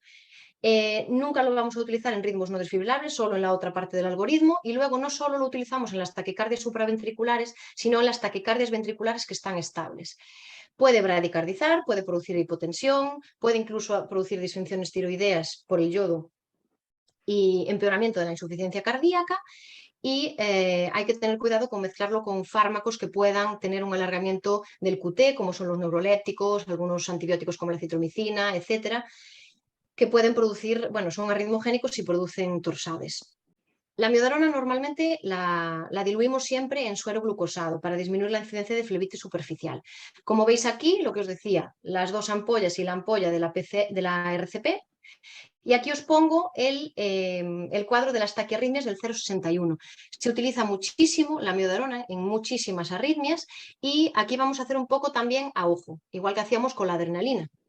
Vamos a poner 2 ampollas de amiodarona, 300 miligramos, como nos indica el cero, en 250 mililitros de suero glucosado y lo vamos a pasar en 20-60 minutos. Siempre monitorizando al paciente, ¿vale? Con frecuencia y demás. Y luego nos iríamos a un tipo de taquicardias que digamos que este tipo de taquicardias van tan rápido que no somos capaces de ver si hay actividad auricular. Entonces muchas veces tenemos que abrir esa taquicardia para ver si hay actividad auricular o no, o si tenemos debajo de esa actividad una FA y tratarla como tal. Para eso vamos a utilizar las maniobras vagales, que al final no hacen más que estimular los vasoreceptores, bien sea a nivel de, bueno, tenemos unos vasoreceptores a nivel del cuello, a veces les mandamos soplar por una jeringa, estimulamos los vasoreceptores que activan el nervio vago y bradicardizan, o bien utilizando la adenosina que tendría un efecto similar. Entonces, la adenosina lo que hace es, tenemos la taquicardia, nos la abre y vemos lo que hay debajo de la taquicardia. Muchas veces la adenosina no es que solo nos sirve para el diagnóstico, sino que muchas veces también nos sirve para el tratamiento de la propia arritmia. La vida media es extremadamente corta, dura 10 segundos, es simplemente para abrir y ver qué pasa ahí debajo. Y se administra en bolo de, bueno, 1 segundo, 2 segundos, con lavado posterior con suero fisiológico, que es el único compatible. Son estas ampollas las que tenemos, las de 6. Primero daríamos una dosis de 6 con un poquito de suero. Si no va o si vemos que el paciente no damos visto lo que tiene de base o no se ha remediado la taquicardia, vamos a utilizar 2 ampollas, la dosis de 12, y si no, una tercera dosis de 18 con 3 ampollas. Luego tendríamos el atenolol, que es un betabloqueante cardioselectivo. Como todos los betabloqueantes va a poder producir un poco de broncoespasmo, hipotensión, entonces hay que controlar este tipo de cosas. Lo vamos a utilizar sobre todo en la fibrilación auricular, que lleva más de 48 horas de evolución o aquella que desconocemos la evolución, y en pacientes que están incorrectamente anticoagulados, ¿vale? Porque en estos pacientes puede haber trombos intracardíacos, no podemos cardiovertirlos porque estos trombos los podemos enviar a otros órganos. Entonces aquí hay que bradicardizarlos, mandarlos al hospital, hacer un ecotransesofágico, descartar que no haya esos trombos y cardiovertirlos a posteriori.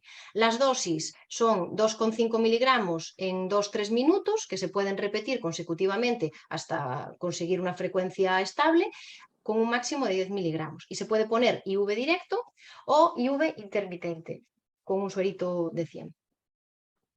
Y finalmente, dentro de las cardiovasculares, vamos a ir a las emergencias hipertensivas. Aquí realmente lo que tenemos que diferenciar es que en una emergencia hipertensiva tenemos afectación de órganos diana, con lo cual aquí tenemos que actuar muchísimo más rápido y normalmente preferimos los fármacos intravenosos. Aquí sí que es cierto que estamos un poco limitados porque realmente solo tenemos la furosemida como fármaco intravenoso. Sí podríamos tratar las urgencias, donde usaríamos el captopril. La nitroglicerina la tenemos, pero no la tenemos intravenosa, la solinetrina. Bueno, el captopril es un YECA que además produce, bueno, vasodilatación arteriolas y reduce la presión arterial. Lo podemos utilizar por vía oral o sublingual y podemos repetirlo a los 30 minutos si no conseguimos el efecto hipotensor que deseamos. Muchas veces lo utilizamos también junto con benzodiazepinas, junto con el alprazolam, son estos comprimidos que veis aquí, porque muchas veces son falsas hipertensiones, ¿vale? En realidad son crisis ansiosas que vienen asociadas a una elevación de la tensión arterial. Y luego nos vamos ya a las urgencias respiratorias. Aquí vamos a abarcar un poco todos los fármacos que tenemos en el pack. Empezamos con el salbutamol, que es un broncodilatador agonista beta-2 adrenérgico de acción corta. Actúa a nivel del músculo liso bronquial produciendo miorelajación y tiene un efecto cronotrópico reflejo, que es lo que decimos de lo de que el salbutamol taquicardiza, ¿no? Lo tenemos en ampollas y en presurizado. Las ampollas son de 2,5 miligramos y el presurizado, lo veis aquí, es de 100 microgramos por dosis. Se pueden utilizar por cámara y bueno, normalmente los efectos secundarios que tienen es la taquicardia. Si se usa intravenosa tiene más efectos secundarios, pero estas ampollas que tenemos aquí no son las que se pueden utilizar intravenoso. Entonces, a nivel de aerosolterapia mediante cartuchos presurizados, normalmente recomiendan en adultos no pasarse de 800 microgramos y en niños de 400 microgramos. Pero bueno, evidentemente, si la situación lo requiere, y luego vais a ver las dosis que os voy a dejar de pediatría, incluso se podría llegar en crisis muy graves a poner hasta 10 puffs. Y luego tenemos la aerosolterapia con nebulización. Normalmente cogemos 1 o 2 ampollas, las diluimos en 2 mililitros de suero fisiológico, las administramos en 15 minutos con flujitos bajos, es flujos de 6, 8 litros, y así es como vamos a poner todas las ampollas a nivel de nebulización. Luego tenemos el bromuro de ipatropio, que es un anticolinérgico derivado de la atropina que inhibe los reflejos vagales por un antagonismo de la acción de la acetilcolina. Es un broncodilatador local y hace un efecto aditivo junto con el salbutamol. Por eso muchas veces lo utilizamos junto, porque uno digamos que tiene el efecto en el músculo y otro en las terminaciones nerviosas, ¿no? Tenemos las ampollas de 500 microgramos, que son estas, con un máximo de 2 miligramos, y luego el Atroven presurizado de 20 microgramos, que sería este de aquí. Normalmente se suele indicar en niños de más de 12 años, pero incluso si fuese necesario, porque la clínica así lo manda, podría utilizarse, pero en dosis menores, pues media ampolla en niños de 6 a 12 años o incluso menos en niños de 0 a 5 años. Aquí os dejo las dosis de la Asociación de Pediatría Española. Bueno, aquí las tenéis, ya veis que aquí hasta se pueden poner 10 puffs de salbutamol si la situación lo requiere. Esto es el algoritmo del niño con crisis asmática. Normalmente cuando una crisis es moderada, tirando a grave o que el paciente está ya muy inestable, utilizamos el salbutamol y el ipatropio conjuntamente y evidentemente también los corticoides orales. Luego tendríamos la budesonida, que no solo la vamos a utilizar en asma y EPOC, sino también en las laringitis. Tenemos que pensar que la budesonida es un corticoide, con lo cual no es que vaya a revertir el cuadro en ese momento, pero sí que nos ayuda a evitar las recurrencias. Entonces, tenemos el presurizado de 200 microgramos, el máximo es hasta 800 microgramos, a diferencia de los anteriores habría que darlo cada 12 horas, no se podría dar cada 8 o cada 6 horas, y luego tendríamos las nebulizaciones que tienen 0,5 miligramos. Esto normalmente lo damos en CRUB moderado o CRUB grave, laringitis grave, en dosis única. Aquí tenéis la dosificación también que nos recomienda la Sociedad de Pediatría de la budesonida, también para el pseudocrup, y esto es el algoritmo. En el algoritmo tenemos los corticoides orales, que normalmente el recomendado es la dexametasona vía oral en dosis de 0,6 miligramos por kilo. Lo que pasa es que nosotros no tenemos dexametasona oral, veremos después el jarabe que utilizamos para los niños, y luego la budesonida nebulizada se va a utilizar en la laringitis moderada o incluso en laringitis grave. Y en laringitis muy graves, que vienen con muchísimo estridor, muchísima desaturación, los niños, pues podríamos utilizar la adrenalina nebulizada, que la vamos a utilizar en estas dosis. 0,5 mililitros por kilo, cogiendo la ampolla que ya conocemos, con un máximo de 5 mililitros. Normalmente nosotros cogemos entre 1 y 2 ampollas, las nebulizamos en 2-3 mililitros y las nebulizamos a flujos bajos. La mejoría normalmente suele ser rápida, pero son pacientes que tenemos que derivar a pediatría para que le hagan una vigilancia, porque son pacientes que pueden volver a tener la clínica en un par de horas. Y aquí tenéis lo de la dexametasona.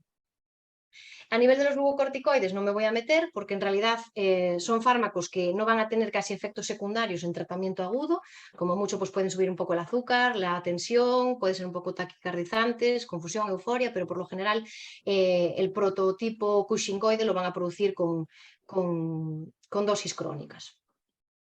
Me voy a parar un poco en los corticoides que tengo yo pues, a nivel de mi pack, de mi zona.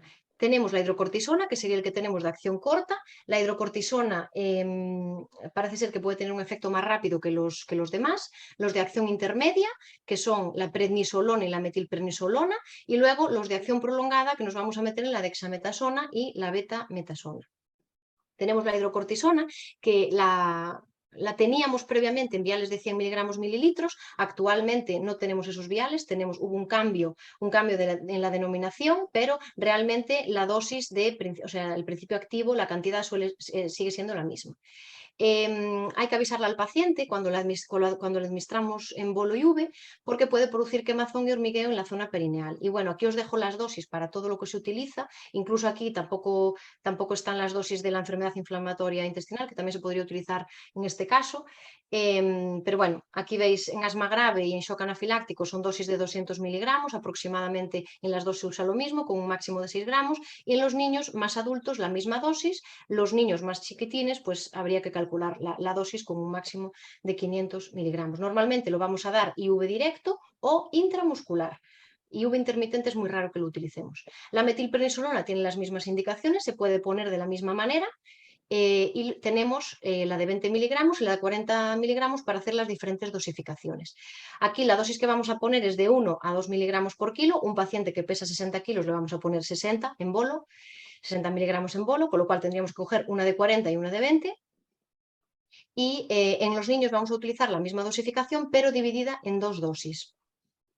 Luego tenemos la dexametasona, que además de todas las indicaciones de los anteriores, la vamos a utilizar en el CRUP, en niños, y también en las lesiones cerebrales y en los edemas cerebrales asociados a tumor cerebral.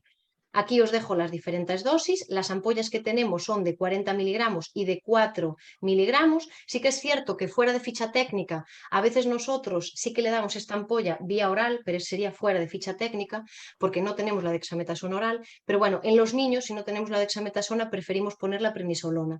Aquí en el CRUP, el 0,61 de hecho, dice que la pongamos intramuscular, en las mismas dosis que se pondría vía oral. Este es el corticoide que tenemos en jarabe, precisamente para estas crisis de laringitis. Sería la prednisolona en dosis de 1 miligramo por kilo por día, es el Pidocort. Hay algunas calculadoras que hay en las diferentes aplicaciones que nos calculan la dosis de Stilsona. Y claro, el Pidocort tiene la mitad de concentración, entonces lo que se hace en estos casos es poner el doble de dosis de Pidocort que se pondría de Stilsona. Y bueno, aquí os va la dosificación, pero es esta. Y el Celestone, que es el último corticoide que tenemos, o al menos que tenemos nosotros en nuestro pack, que se utiliza sobre todo para procesos articulares, musculares, bursitis, etc. Pero no lo vamos a utilizar para el tema respiratorio ni nada. Bueno, luego nos vamos con las urgencias digestivas. Aquí vamos a ver los fármacos que utilizamos para el síndrome emético, para el estreñimiento, incluso para el dolor abdominal asociados a los que vimos en el punto número 1.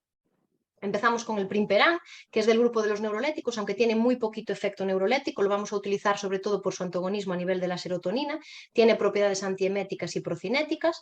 Las ampollas son estas que veis aquí, de 10 miligramos en 2 mililitros. Como todo neuroléptico, pues puede disminuir el umbral convulsivo, entonces tenemos que tener cuidado en este tipo de pacientes que puedan tener epilepsia. Luego, pueden ser sedantes, con lo cual hay que tener cuidado también con juntarlo con depresores del sistema nervioso central, tienen los efectos extrapiramidales tan conocidos de esta familia y luego a nivel de la serotonina pueden dar también un síndrome serotoninérgico y también pueden hacer torsades a través del alargamiento del QT y ser arritmogénicos. Las dosis que vamos a utilizar normalmente lo utilizamos intramuscular o IV lento, IV intermitente lo utilizamos muy poquitas veces y en dosis máximas de 30 miligramos. Si aparecen extrapiramidalismos podría utilizarse el aquinetón, aunque realmente si se suspende el fármaco pues ya desaparecerían los extrapiramidalismos. El ondansetron es el que utilizamos sobre todo para pediatría, aunque bueno, evidentemente se podrían utilizar para quimio, para radio, lo que comentaba antes un poco Monse, ¿no? Pero bueno, la indicación es en dosis única para reducir los vómitos y facilitar la sueroterapia de rehidratación oral en los niños, evitando la necesidad de hidratación intravenosa. Tenemos el cetofil, que son los bucodispersables de 4 miligramos, y tenemos también los comprimidos. Aquí os van, según los pesos, vamos a dar unas dosis. En niños más adultos, más de 30 kilos, 8 miligramos, entre 15 y 30 kilos, 4 miligramos, y entre 8 y 15 kilos, 2 miligramos. Y luego ya vamos con el omeprazol, que es un antiácido, lo utilizaríamos para la hemorragia digestiva alta, fundamentalmente. Son pacientes en los que vamos a utilizar, esto es el algoritmo que se utiliza, en 80 miligramos, en dosis muy altas. Cogeríamos, como los viales son de 40, cogeríamos 2 de estas, que son 80 miligramos, para lo que se diluyen 2 viales, serían 2, en 100 mililitros de suero fisiológico y se perfunden en 20 minutos. Luego, a nivel hospitalario, se pueden poner perfusiones IV continuas. Y a veces, cuando los pacientes nos vienen que toleran muy poco a nivel de vía oral, tienen una gastritis asociada a una gastroenteritis o a una intoxicación alimentaria, etcétera, etcétera, pues a veces ponemos también el de 40 a pasar en 100 mililitros de suero en 20 minutos. Aquí tenemos también el Almax, que también también nosotros lo tenemos en el botiquín. Lo que pasa es que yo realmente no lo utilizo mucho. Normalmente es un fármaco que prescribo, le digo al paciente que vaya por él a la farmacia y que se lo tome en domicilio, haciendo una revisión posterior. Pero no son fármacos que utilice, que les dé yo del botiquín extrahospitalario. Nos vamos entonces con la buscapina. Es un espasmolítico con efecto sobre el músculo liso, no solo a nivel biliar, sino también a nivel del tracto gastrointestinal y geniturinario. Por lo tanto, lo vamos a utilizar muchísimo en los cólicos de todo tipo.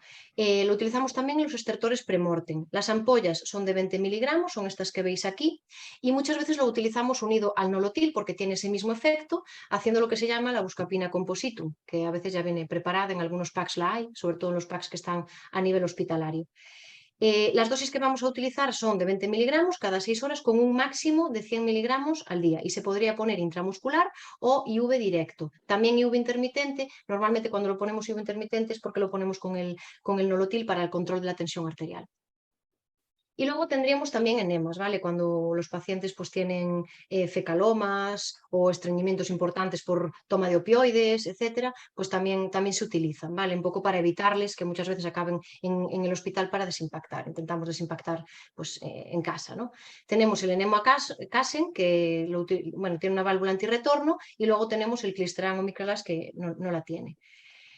El punto número 5 son las urgencias neurológicas. Aquí vamos a utilizar de primera elección las benzodiazepinas, vamos a tener el midazolam y el diazepam, y de segunda elección, cuando estos a dosis máximas no funcionan, vamos a utilizar los antiepilépticos, que tenemos el valproato sódico.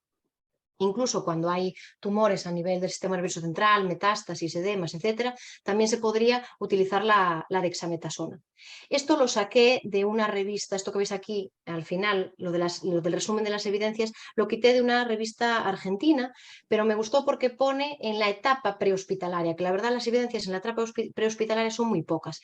Lo que nos dicen es, si tenemos una vía intravenosa, utilizar el diazepam IV, y si no tenemos una vía intravenosa, utilizar el midazolam intramuscular. El diazepam es una benzodiazepina de acción prolongada, va a ser la de elección por su mejor nivel de evidencia. No solo la utilizamos como anticonvulsivante, sino también que se utiliza en la ansiedad, en la sedación, en las contracturas musculares. Y bueno, como todas las benzodiazepinas, pues puede producir confusión, alteraciones del nivel de conciencia, midriasis, hipotensión, depresión respiratoria. Todos estos son síntomas con los que nos va a venir un paciente que esté intoxicado por benzodiazepinas. Las dosis que vamos a utilizar, ya veis que la ampolla es de 10, es esta ampolla que veis aquí, 10 miligramos en 2 mililitros. Las dosis que vamos a utilizar en las convulsiones, el resto son un poquito menos, es de 0,15 miligramos por kilo. En bolo y V normalmente las utilizamos. Normalmente vienen siendo dosis de 5, 10 miligramos, normalmente media ampolla.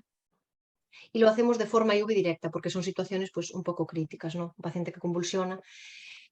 Aquí os dejo las dosis de los niños, que son un poquito menos, la dosis máxima, ya veis, 5 miligramos en los más pequeños, pero normalmente utilizamos el Estesoliz porque no es tan fácil coger una vía a nivel de un niño, ¿vale? Tienes que tener una enfermera muy experimentada y a veces pues no es fácil. Entonces, vamos a utilizar las dosis de 5 miligramos, es decir, un Estesoliz, que sería por vía rectal, para niños de menos de 20 kilos, y 10 miligramos para niños de más de 20 kilos, que sería un poco la dosis que utilizaríamos en adultos. El midazolam es una benzodiazepina 4 veces más potente, de hecho es la benzodiazepina que utilizamos como fármaco sedante, es el fármaco Princeps sedante. También tiene propiedades anticonvulsivantes, lo utilizamos en la agitación, como relajante muscular, incluso para la intubación orotraqueal. Las ampollas son de 3 mililitros en 15 miligramos, son estas de aquí, esta sería la del diazepam. Y normalmente para ponérselas al paciente nos recomiendan diluirlas. Y para hacer la dilución, pues normalmente en 3 mililitros juntamos los 3 mililitros con 12 mililitros de suero salino fisiológico para equiparar los 15 mililitros a los 15 miligramos y entonces tendríamos una dilución 1:1. Las dosis que vamos a utilizar, y me centro en las de convulsiones, estas serían las de adultos, estas serían las de pediatría, que además esto está quitado del País Vasco, que son referentes en pediatría. Las de adultos serían IV 0,1, 0,2 miligramos por kilo, con un máximo de 15 miligramos. Normalmente pues el paciente pesa 70 kilos, le va a tocar 7 miligramos. la mitad de la ampolla, y en dosis intramusculares normalmente también pues algo parecido, ¿no? 5 o 10 miligramos con un máximo de 15 miligramos. Tendríamos esto, que es lo de pediatría, pero como veis concuerdan también con los argentinos, ¿vale? Diazepam y V si tenemos vía, si no hay acceso venoso, midazolam intramuscular. Cuando las dosis máximas de las benzodiazepinas no funcionan y el paciente sigue convulsionando o no recupera nivel de conciencia, pues tenemos que poner un anticonvulsivante. En este caso el que tenemos es el valproico, que viene en viales de 400 miligramos, ¿vale? Hay que juntar el polvo con el disolvente y hacer la dilución. Las dosis que vamos a poner son dosis IV directas normalmente en bolos de 3-5 minutos en dosis de 15 miligramos por kilo. Por lo tanto, un paciente de 70 kilos son 15 por 70, 1050 miligramos. Tocaría 2,5 viales del preparado. Y finalmente vamos a ver las intoxicaciones más frecuentes que vemos en nuestro servicio, en nuestra hospitalaria. Para casi todas las sustancias, los tóxicos, vamos a poder utilizar el carbón activado. Estos son todos los tóxicos para los que se puede utilizar y estos son los tóxicos que no se absorben con el carbón activado y que por tanto no va a poder evitar su absorción sistémica. Son los cáusticos, los derivados del petróleo, los metales y los alcoholes. Lo tendríamos que dar dentro de la primera hora desde la ingestión del tóxico para que fuera efectivo y se da vía oral. Tenemos estas botellitas que veis aquí que lo que tenemos que hacer es llenarlas de agua hasta esta rayita azul y cuando se llenan de agua tenemos 400 mililitros del producto que equivaldrían a 50 gramos. Nosotros lo vamos a dar vía oral en dosis de 1 gramo por kilo. Por tanto, si el paciente pesa 50 kilos, pues van a ser 50 gramos, sería una botellita de estas bebidas con una pajita normalmente porque, bueno, no sabe muy bien.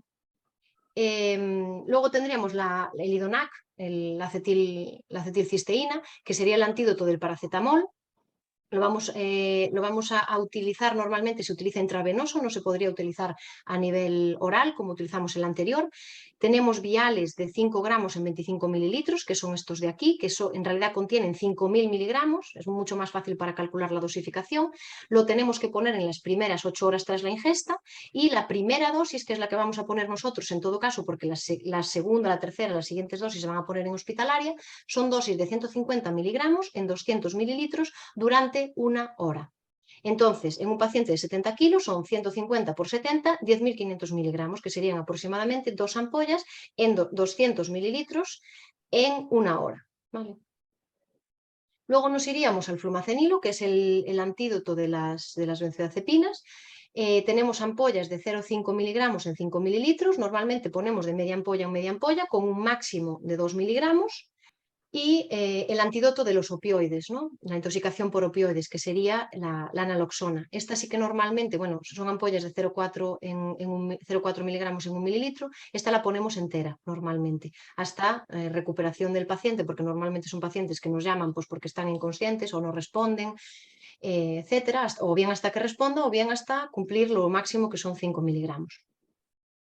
Aquí os pongo la atropina, que yo os hablé de ella en las bradicardias, la vamos a utilizar de hecho en las mismas dosis que las bradicardias, se va a dar en las intoxicaciones por organofosfarados, que son todos estos productos que se utilizan a nivel agrícola, pesticidas, bueno, todas estas cosas que se utilizan a nivel agrícola.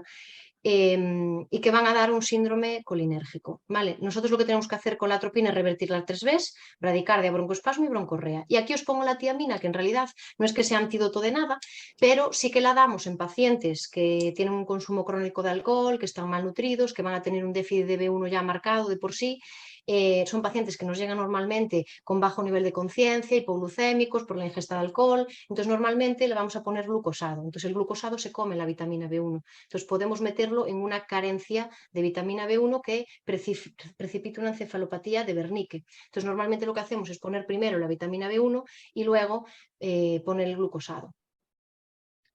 Aquí os dejo estas 2 ampollas, que bueno, nosotros las tenemos en el pack, pero yo he de deciros que no las utilizo a nivel extrahospitalario, que son el bicarbonato y el calcio. Claro, son dos principios activos que aunque se utilicen en las intoxicaciones, en las paradas cardiorrespiratorias, etcétera, son fármacos para los que necesitamos pues, una estrecha vigilancia. Una estrecha vigilancia a nivel del pH, con gasometrías, y una estrecha vigilancia a nivel de iones. Entonces, a veces, si los utilizamos y no tenemos una analítica en el momento, pues podemos incluso producir problemas al paciente. Y luego nos vamos con la agitación. En la agitación vamos a utilizar el midazolam, el diazepam, que ya los vimos antes en las convulsiones, y luego vamos a utilizar todos los fármacos neurolépticos, que son estos de aquí. Siempre tenemos que descartar organicidad, ¿vale?, en todas las agitaciones. Y el fármaco, bueno, Princeps, el neuroléptico Princeps es el haloperidol, es el que más utilizamos. Tiene además una acción antiemética y antihistamínica y inhibe la acción de la dopamina. Como todos los neurolépticos, pues eso, puede deprimir el sistema nervioso central, es sedante, cuidado con la gente que puede tener potencial de convulsiones, pueden producir alargamiento del QT, un poco lo que decíamos también con el Primperan, ¿no? Produce hipotensión, extrapiramidalismo, pero a diferencia del Primperan, pueden producir síndrome neuroléptico maligno si se juntan con fármacos que intervienen en la dopamina, porque como veis aquí no es la serotonina. Bueno, el antídoto del extrapiramidalismo es el biperideno, que ya os lo puse anteriormente. Las ampollas que tenemos de haloperidol son de 5 miligramos y normalmente nosotros vamos a utilizarlo vía intramuscular. Casi siempre lo utilizamos vía intramuscular, aunque realmente se puede utilizar IV directa también, con suero glucosado. Lo usamos intramuscular, en dosis de 5 o 10 miligramos, con dosis máxima de 100. La clorpromacina es muy similar al haloperidol, simplemente que puede producir más hipotensión que este y alargamiento del QT. Lo tenemos en ampollas de 25 miligramos, en 5 mililitros, y también lo vamos a utilizar intramuscular profundo, con una dosis máxima de 150 miligramos al día. No debería de ponerse en bolo IV porque es irritante, se podría poner en bolo intermitente, pero siempre compatible con suero salino fisiológico. Y luego tendríamos la levomepromacina, que sería prima hermana de la clorpromacina. Es el neuroléptico de mayor acción sedante, lo tenemos en ampollas de 25 miligramos por mililitro y nunca lo vamos a poder utilizar IV porque no está recomendado en ficha técnica. Por tanto, también va a ser un fármaco que utilicemos por vía intramuscular, en dosis de 200 miligramos al día como máximo. Finalmente, el tiaprizal, que también es un neuroléptico que se utiliza en las agitaciones, pero lo utilizamos sobre todo en pacientes alcohólicos y en estas dosis, ¿vale? 100, 200 miligramos, que se puede repetir cada 6 horas, intramuscular o IV. A nivel de los pacientes con hiperglucemia, poco podemos hacer más que hidratarles. Son pacientes que por lo general vienen muy deshidratados, tenemos que hidratarles con suero y además hacer pautas correctoras a nivel subcutáneo con el Actrapid, ¿vale? Las pautas correctoras las vamos a hacer de 0,1 unidades por kilo, pues si el paciente pesa 70 kilos van a ser 7 unidades de Actrapid, hidratación para el hospital, y en el hospital se le pone la bomba de perfusión y ya se va controlando la glucemia. En las hipoglucemias vamos a utilizar en el paciente inconsciente, por no tener vía y tener que actuar rápidamente, el glucagón intramuscular, y si no, en caso de no tener el glucagón, podríamos utilizar la vía rectal, la glucosa por vía rectal. Y luego, si tuviéramos vía, pues evidentemente en las más graves vamos a utilizar 20 gramos de glucosa IV, y en las menos graves, o digamos entre 40 y 70 miligramos, vamos a utilizar 10 gramos de glucosa intravenosa. También podremos utilizar la hidrocortisona porque tiene un efecto hiperglucemiante. Aquí tenemos el glucagón, que además, bueno, está guardado en la nevera, hay que cogerlo de ahí. Vamos a utilizar en la hipoglucemia 1 miligramo, la misma dosis que en los niños, a excepción de los más pequeños, que vamos a utilizar 0,5 miligramos. Y se podría administrar una segunda dosis si el paciente no reacciona a la primera. Luego tendríamos las soluciones glucosadas. Normalmente nosotros utilizamos que es el glucocemín, porque además ya viene dosificada como nos dice el protocolo, ¿vale? Vienen en ampollitas de 10 gramos, por lo tanto 10 gramos en las menos graves, en las más graves 20 gramos. Incluso podrían repetirse y habría que ver cómo reacciona el paciente a la medicación. Luego nos iríamos con el shock anafiláctico, que es una urgencia vital. Es una urgencia vital en el que el paciente viene con un broncoespasmo importante, hipotenso, con un rash cutáneo y bueno, hay que actuar rápidamente. Normalmente utilizamos la adrenalina intramuscular, que es un preparado diferente al de la ampolla que vimos a continuación. Ya viene preparado precisamente para esta dosificación. La dosificación tanto en adultos como en niños es de 0,01 miligramos por kilo, con dosis máxima de 0,5 miligramos. Se va a pinchar en la cara anterolateral del muslo y aparte pues lo vamos a completar pues con antihistamínicos, corticoides, nebulizaciones, adrenalina nebulizada si fuese necesario y todos estos fármacos hasta recuperar al paciente, ¿no? Aquí os pongo, esta es la adrenalina que vamos a utilizar, siempre a nivel intramuscular, porque evidentemente la dosis máxima se alcanza antes que a nivel subcutáneo. Las dosis máximas en adultos son 0,5, igual que en los niños mayores de 12 años. En los niños de 6 a 12 años, 0,3 miligramos, que nos lo permite dosificar la jeringa, pero esta jeringa tiene un problema, y es que en los niños menores de 20 kilos no nos permite dosificar menos de 0,2. Entonces aquí no nos sirve esta jeringa, tenemos que irnos a la ampolla. Tenemos que coger la ampolla de adrenalina, meterla sin diluir y sin nada, la ampolla directa, que además es 1 mililitro, es 1 miligramo por mililitro. La metemos en una jeringa de 1 mililitro y si el niño pesa 15 kilos le va a tocar 0,15. Si el niño pesa 10 kilos le va a tocar 0,1. Entonces le meteremos, pero por esta jeringa. Habría que hacerlo con esta jeringa. Luego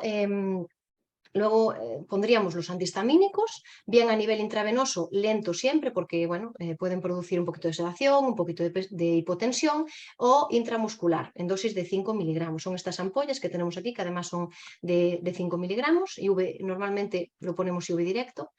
Y el vértigo, os lo pongo aquí, aunque realmente no tratamos el vértigo, porque el vértigo se trata con la recolocación otolítica, con las maniobras de recolocación otolítica, pero sí tratamos toda la sintomatología que da este vértigo.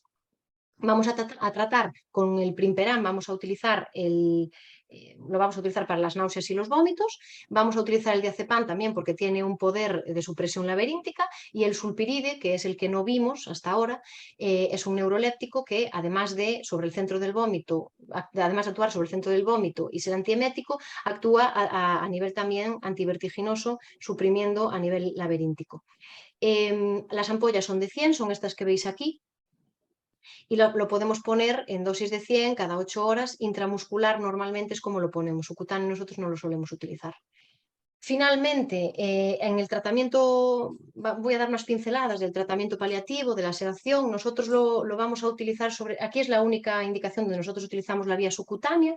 Utilizamos estas palometas que veis aquí, las conectamos al infusor para evidentemente tener una infusión subcutánea continua, ¿vale? Pero luego aparte podemos poner rescates por otra palometa o por la misma palometa, desconectando el infusor.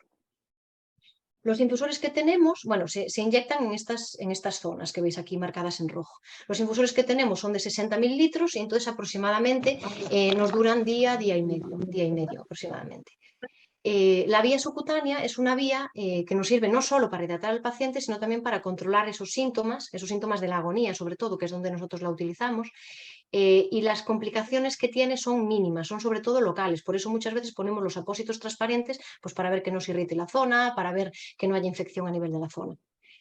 Lo que tenemos que recordar de la vía subcutánea son sobre todo los fármacos que no podemos administrar, que están contraindicados. El diazepam está contraindicado porque produce reacciones dérmicas locales, la clorpromacina y el metamizol están contraindicados por su alto poder irritante, y realmente la dexametasona se recomienda no juntar ni con el MIDA ni con el haloperidol, pero realmente hay ya muchos otros que te recomiendan no juntarlo con nada. O sea, se da la dexametasona aparte por otra vía. Los fármacos que se pueden utilizar a nivel de la subcutánea son todos estos. Yo realmente y personalmente utilizo siempre en el infusor el midazolam como sedante, la morfina para el tratamiento del dolor y la disnea y la buscapina para el tratamiento de los estertores, ¿vale? Cuando el paciente todavía no tiene instaurados los estertores, usamos 6 ampollas en el infusor de 30 horas, y luego si ya los tiene instaurados, pues ya vamos a meter 12 ampollas, que parece mucho, pero eso es el tratamiento. Entonces, un poco los fármacos, que os los vuelvo a repetir, ¿vale? El midazolam, pues vamos a poner más o menos dosis dependiendo de si toma previamente o no benzodiazepinas. Lo vamos a poner en infusión continua, normalmente empezamos con una ampolla o una ampolla y media. Pero también vamos a poder aumentar esa dosis por rescates. Pues, por ejemplo, si el paciente tiene un síndrome confusional, si el paciente tiene inquietud, si tiene convulsiones. En otros hospitales es de elección la levomepromacina en vez del midazolam, ¿vale? Pero en el nuestro utilizamos el midazolam como fármaco de la sedación. Y luego vamos con los opioides. Lo que vamos a utilizar aquí es el cloruro mórfico. Lo vamos a utilizar para el dolor y para la disnea. Si no tiene opioides previos, normalmente en el infusor vamos a meter dosis de una ampolla y media, 2 ampollas. Y vamos evidentemente reevaluando, porque si necesita muchos rescates, evidentemente en el próximo cambio de infusor tengo que meter más dosis de mórfico porque no estoy cubriendo al paciente. Con opioides previos, ¿qué pasa si el paciente toma opioides previos? Pues tenemos aquí las conversiones, yo os las puse todas, realmente como nosotros pasamos a la subcutánea casi siempre, os voy a dar los ejemplos de la subcutánea. Si por ejemplo el paciente utiliza 80 miligramos vía oral de morfina, pues para pasarlo a la subcutánea, como la vía oral es el doble, tenemos que dividir entre 2. Lo dividimos entre 2, nos da 40 y 40 sería lo que tenemos que poner en el infusor de 30 horas. Y luego, si por ejemplo le ponemos un parche, si el paciente previamente tenía un parche transdérmico de 50, de fentanilo de 50, pues vamos a poner esa misma dosis en la modalidad subcutánea cada 30 horas, ¿vale? Aunque la diferencia de las horas no sea igual, la conversión es esa. Y luego la buscapina, que ya os expliqué las dosis previamente, y el resto de los fármacos que utilizamos, ¿vale? Yo aquí simplemente voy a meterme en el diclofenaco porque lo utilizamos, es el fármaco que utilizamos para el control de la fiebre. Aquí no solemos utilizar el metamizol ni el paracetamol, se utiliza el diclofenaco y se utiliza siempre en otra vía diferente, porque muchas veces es irritativo e incluso puede hacer precipitar otros fármacos. Y el resto un poco pues de rescate, según si haya náuseas, si haya dolor por metástasis óseas, compresión nerviosa, etcétera. Ya para finalizar, me voy a meter en los fármacos que utilizamos pues, para cirugía menor, ¿no? Que son el cloretilo y el EMLA, que son anestésicos. Este sería tópico, este sería en aerosol, que lo utilizamos, por ejemplo, cuando queremos retirar una hemorroide trombosada, un trombo de una hemorroide.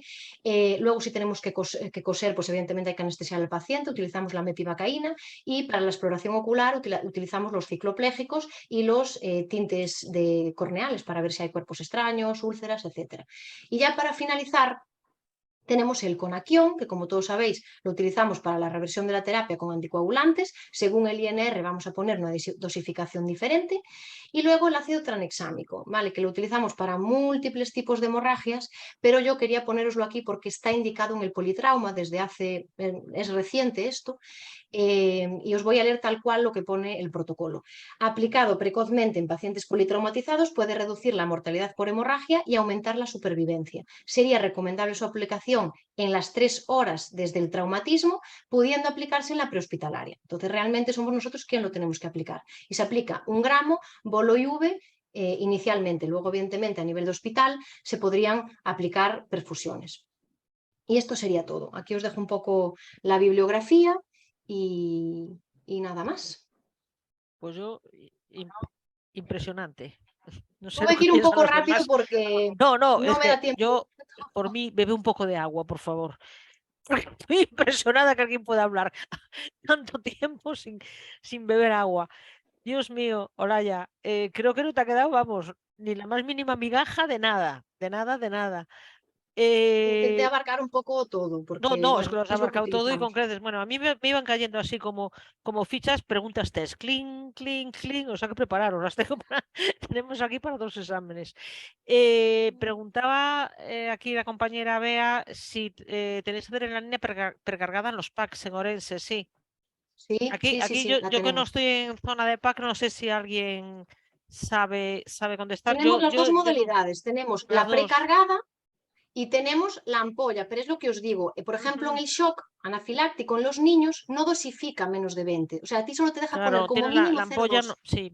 Entonces ahí tienes que cargar la ampolla sin diluir directamente en la jeringa de 1 mililitro, que es lo que tiene la ampolla, entonces vas dosificando según la dosis, es 0,01 por kilo.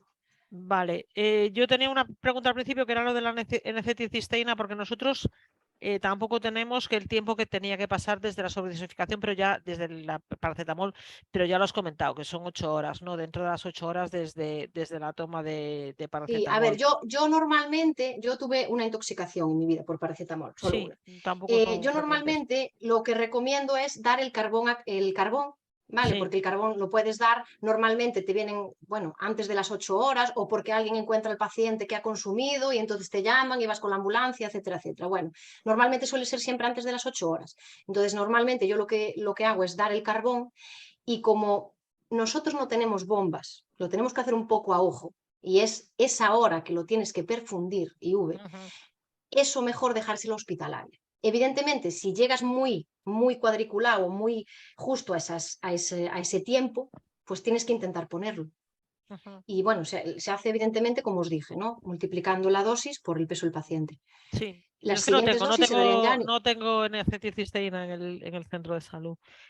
Otra de lo que no tengo tampoco, que bueno, que parece importante, es el beta bloqueante, ¿no? ¿Cómo manejas sin beta bloqueante una fibrilación? Pues o tienes un beta bloqueante oral o pones una miodarona, pero claro, la miodarona mucho cuidado, porque si han pasado 48 horas, tú estás cardiovertiendo a un paciente farmacológicamente que a lo mejor no lo tienes que cardiovertir y a lo mejor tiene un trombo a nivel intracardíaco y se va para otro lado ese trombo. Entonces, yo si tengo una FA y no tengo claro que tiene menos de 48 horas, lo siento, pero tiro de 0,61 o me lo llevo al hospital taquicárdico, porque tienes ese problema. Ya, claro, por eso que no estás frenando ahí el tema. ¿No? No, Eso estamos contra Gores. No sé si alguien quiere comentar algo, porque aquí no sé si todos disponéis es el atenolol, ¿no? El que estáis usando.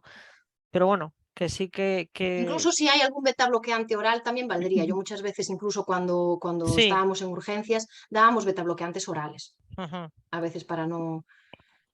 Pero para claro, hay no que dar. tenerlos. Bueno, yo lo que tengo claro que voy a coger vuestras diapositivas, las voy a poner y las voy a hacer como un libro.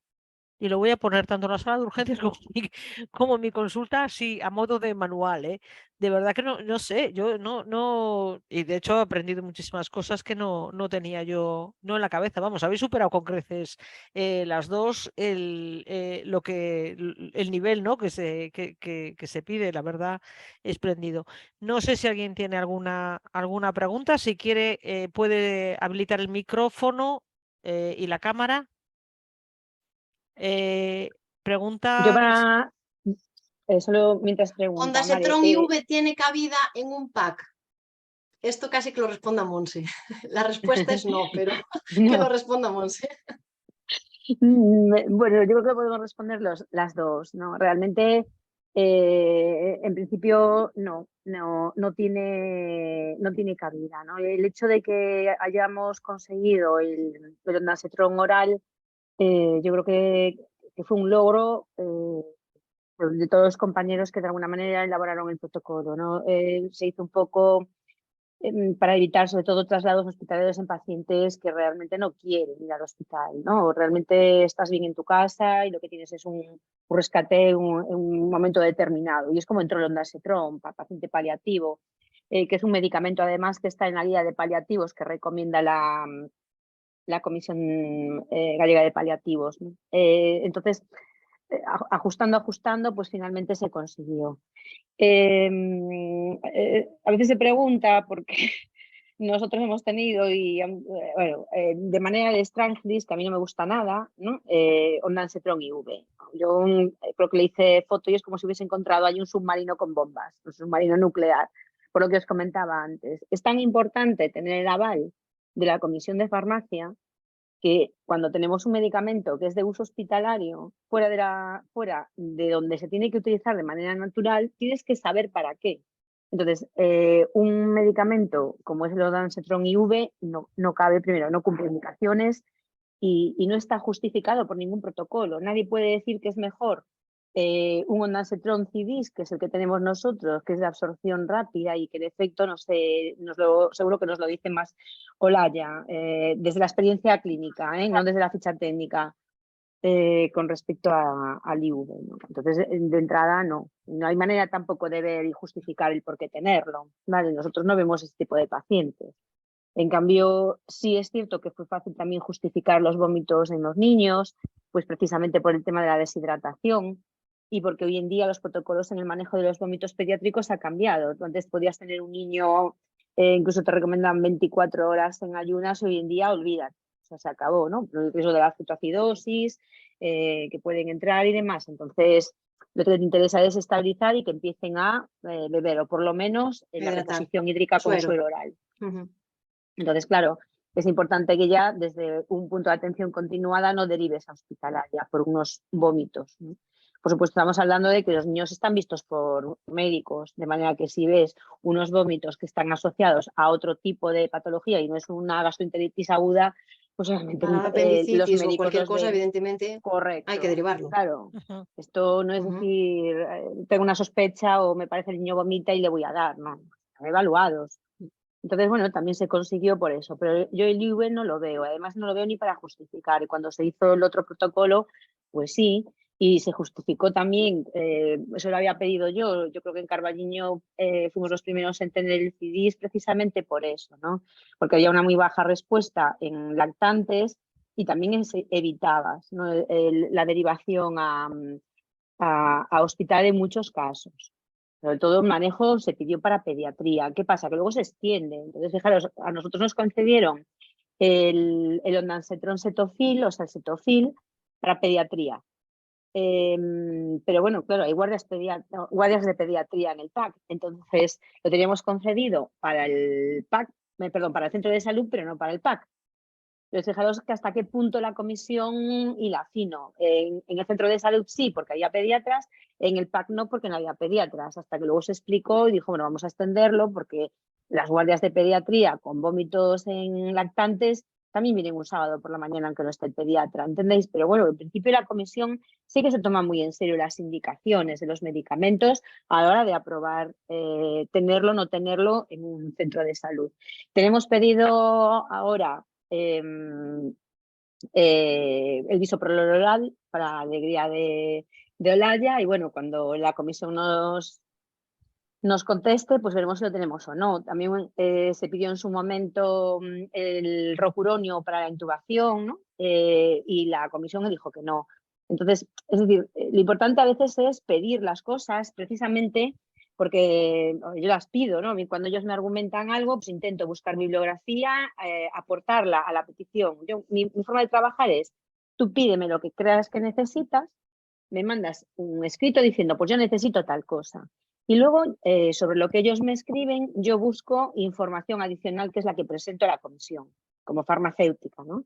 Entonces, de esa manera, creo que atiendo a esa cobertura de las necesidades que dice la normativa. Es decir, somos farmacéuticos, ¿no? Y nos ocupamos de la medicación, de su conservación, como decíamos, pero también de cubrir las necesidades. Entonces, si yo tengo un facultativo que tiene una necesidad de un medicamento que no está incluido, pues intento pues de la manera que mejor sé y basándome en la evidencia disponible, solicitar esa medicación. Bien, cumplimos las 2 horas ahora, así que si no tenéis más preguntas, pues también las diapositivas van a subirse a la web, pues va a quedar con el permiso de las ponentes, Sí, va a sí. quedar esto en la web, sí, Iván. Como siempre, es importante que esto tenga un valor añadido y esto, con lo que nos han contado, yo necesito por lo menos escucharlo 2 veces más. Desde luego, muchísima información y de muchísimo valor para nuestro día a día en el centro de salud. Así que sí, la pondremos para socios. Gracias a todos. Olaya y Monse, pues maravilloso, de verdad. No, creo que no queda nada, es que yo no sé, yo ya iba mirando, pero no me queda. Ah, una cosa, sí. El glucagén permite estar 6 meses fuera de nevera. El glucagón este. El glucagón, no. Yo lo El tengo, glucagón, en los maletines que lleva el médico a domicilio, ¿no? Muchas veces para que lo tengan que no se olviden. Y bueno, claro, hay que desecharlo después, ese es el problema. En sí. nevera, el stock, pero sí que permite los 6 meses. No sé si alguien ha comprobado esto, pero bueno, yo lo he mirado y es así porque sí que muchas veces vas al domicilio, te encuentras con un paciente hipoglucémico y es una con todas las ampollitas más que tenemos en el maletín que llevan. Una pregunta que no me quedó clara, entonces, ¿en qué condiciones usáis ondansetron en vómitos? ¿En vómitos en niños y en pacientes oncológicos, no? Se pueden utilizar en pacientes que están con quimio y radio. Es decir, si no toleran y están vomitando continuamente por el riesgo de deshidratación que eso implica, se pueden dar. Y en niños sobre todo, a ver, no lo das con el primer vómito, ¿vale? Es decir, si es un niño que lleva vomitando todo el día sin ingesta de absolutamente nada y no tolera ni el suero de hidratación oral, entonces ahí es cuando lo das, precisamente para que empiece a tolerar ese suero. No es que lo Otras demos a la primera. opciones, ¿habéis usado porque pregunta Carmen, ¿no? Si después de qué opciones. ¿Pasáis primero por la metoclopramida o pasáis...? No, No, yo No. en niños se da directamente en el niños... ondansetron. Es que las pediatras están locas por el ondansetron aquí, que no lo Sí, claro, tenemos. figura en todas las guías como primera opción. Piensa en eso. Y Sí. luego, no solamente viene el ondansetron, viene también el suero de rehidratación. Es decir, tenemos el combinado. Por eso viene con protocolo. Nosotros le hemos pedido y a mayores lo que hemos hecho es incluir un suero de rehidratación. ¿Para qué? Para administrarle el ondansetron en la consulta, en la atención urgente y al mismo tiempo valorar la tolerancia, sin necesidad de que vaya la madre a buscar el suero oral en la farmacia. Bueno, pues se da ese primer suerito allí y si el niño tolera, pues ya se da de alta para su casa con vigilancia por parte de los padres, ¿no? Corrígeme, Sí, Hola, sí, ya si lo sí, digo es mal. así. Es así, que de hecho está Entonces, el suero en la nevera, así que sí. Está solo en la nevera. Vale, no, a ver, yo sí, os comentaba antes de abrir cámaras que yo trabajo en centros que están a 5 minutos del hospital, ¿no? Aún así, los pediatras dicen que la derivación es importante al hospital por estos vómitos, ¿no? De niños y que les gustaría tenerlo. Pero bueno, por ahora no lo tenemos. No sé si, Agustina, en Villalba no lo tenéis tampoco. Quiero decir, no es porque yo no lo tenga en Lugo, no lo tenemos. Vale, vale. Porque Villalba también tiene PAC y vale, tampoco. No, en el pack no lo tenemos, pero me lo piden. Sí, sí. pero ¿y no habéis probado pedirlo pues a través de protocolo a la comisión? Sí, sí, sí, sí, sí. Yo lo he pedido igual que el beta bloqueante, lo he pedido varias veces. No, por Y ahora no, no he lo hemos tenido. hablado con Carmen también y todo. Sí, bueno, Es sacarme nuestra ahí. Sí, no, no, no coordinadora, lo tenemos. nuestra coordinadora aquí. Hoy. No, vamos, lo pedimos a través de Carmen, pero dicen, no, la comisión no nos lo ha admitido todavía. Claro, yo Vale. creo que por eso decía que es importante, ¿no? Unificar los criterios. No puede ser que un niño de Villalba vaya a Lugo por unos vómitos y otra gente, por ejemplo, en Orense, que esté más cercano, no vaya. Yo creo que eso es importante. Y luego que Es todos un los tema, profesionales... sí, es un tema que quizás ya que está también Carmen aquí, todos los coordinadores a lo mejor habría que hacer, pues eso, una especie Dice de... Carmen que sí, que está pedido a la comisión. Lo pone en Sí, el chat. está Claro. pedido, Vale. se pidió yo, vamos, varias ocasiones se mandó. A Bueno, ver,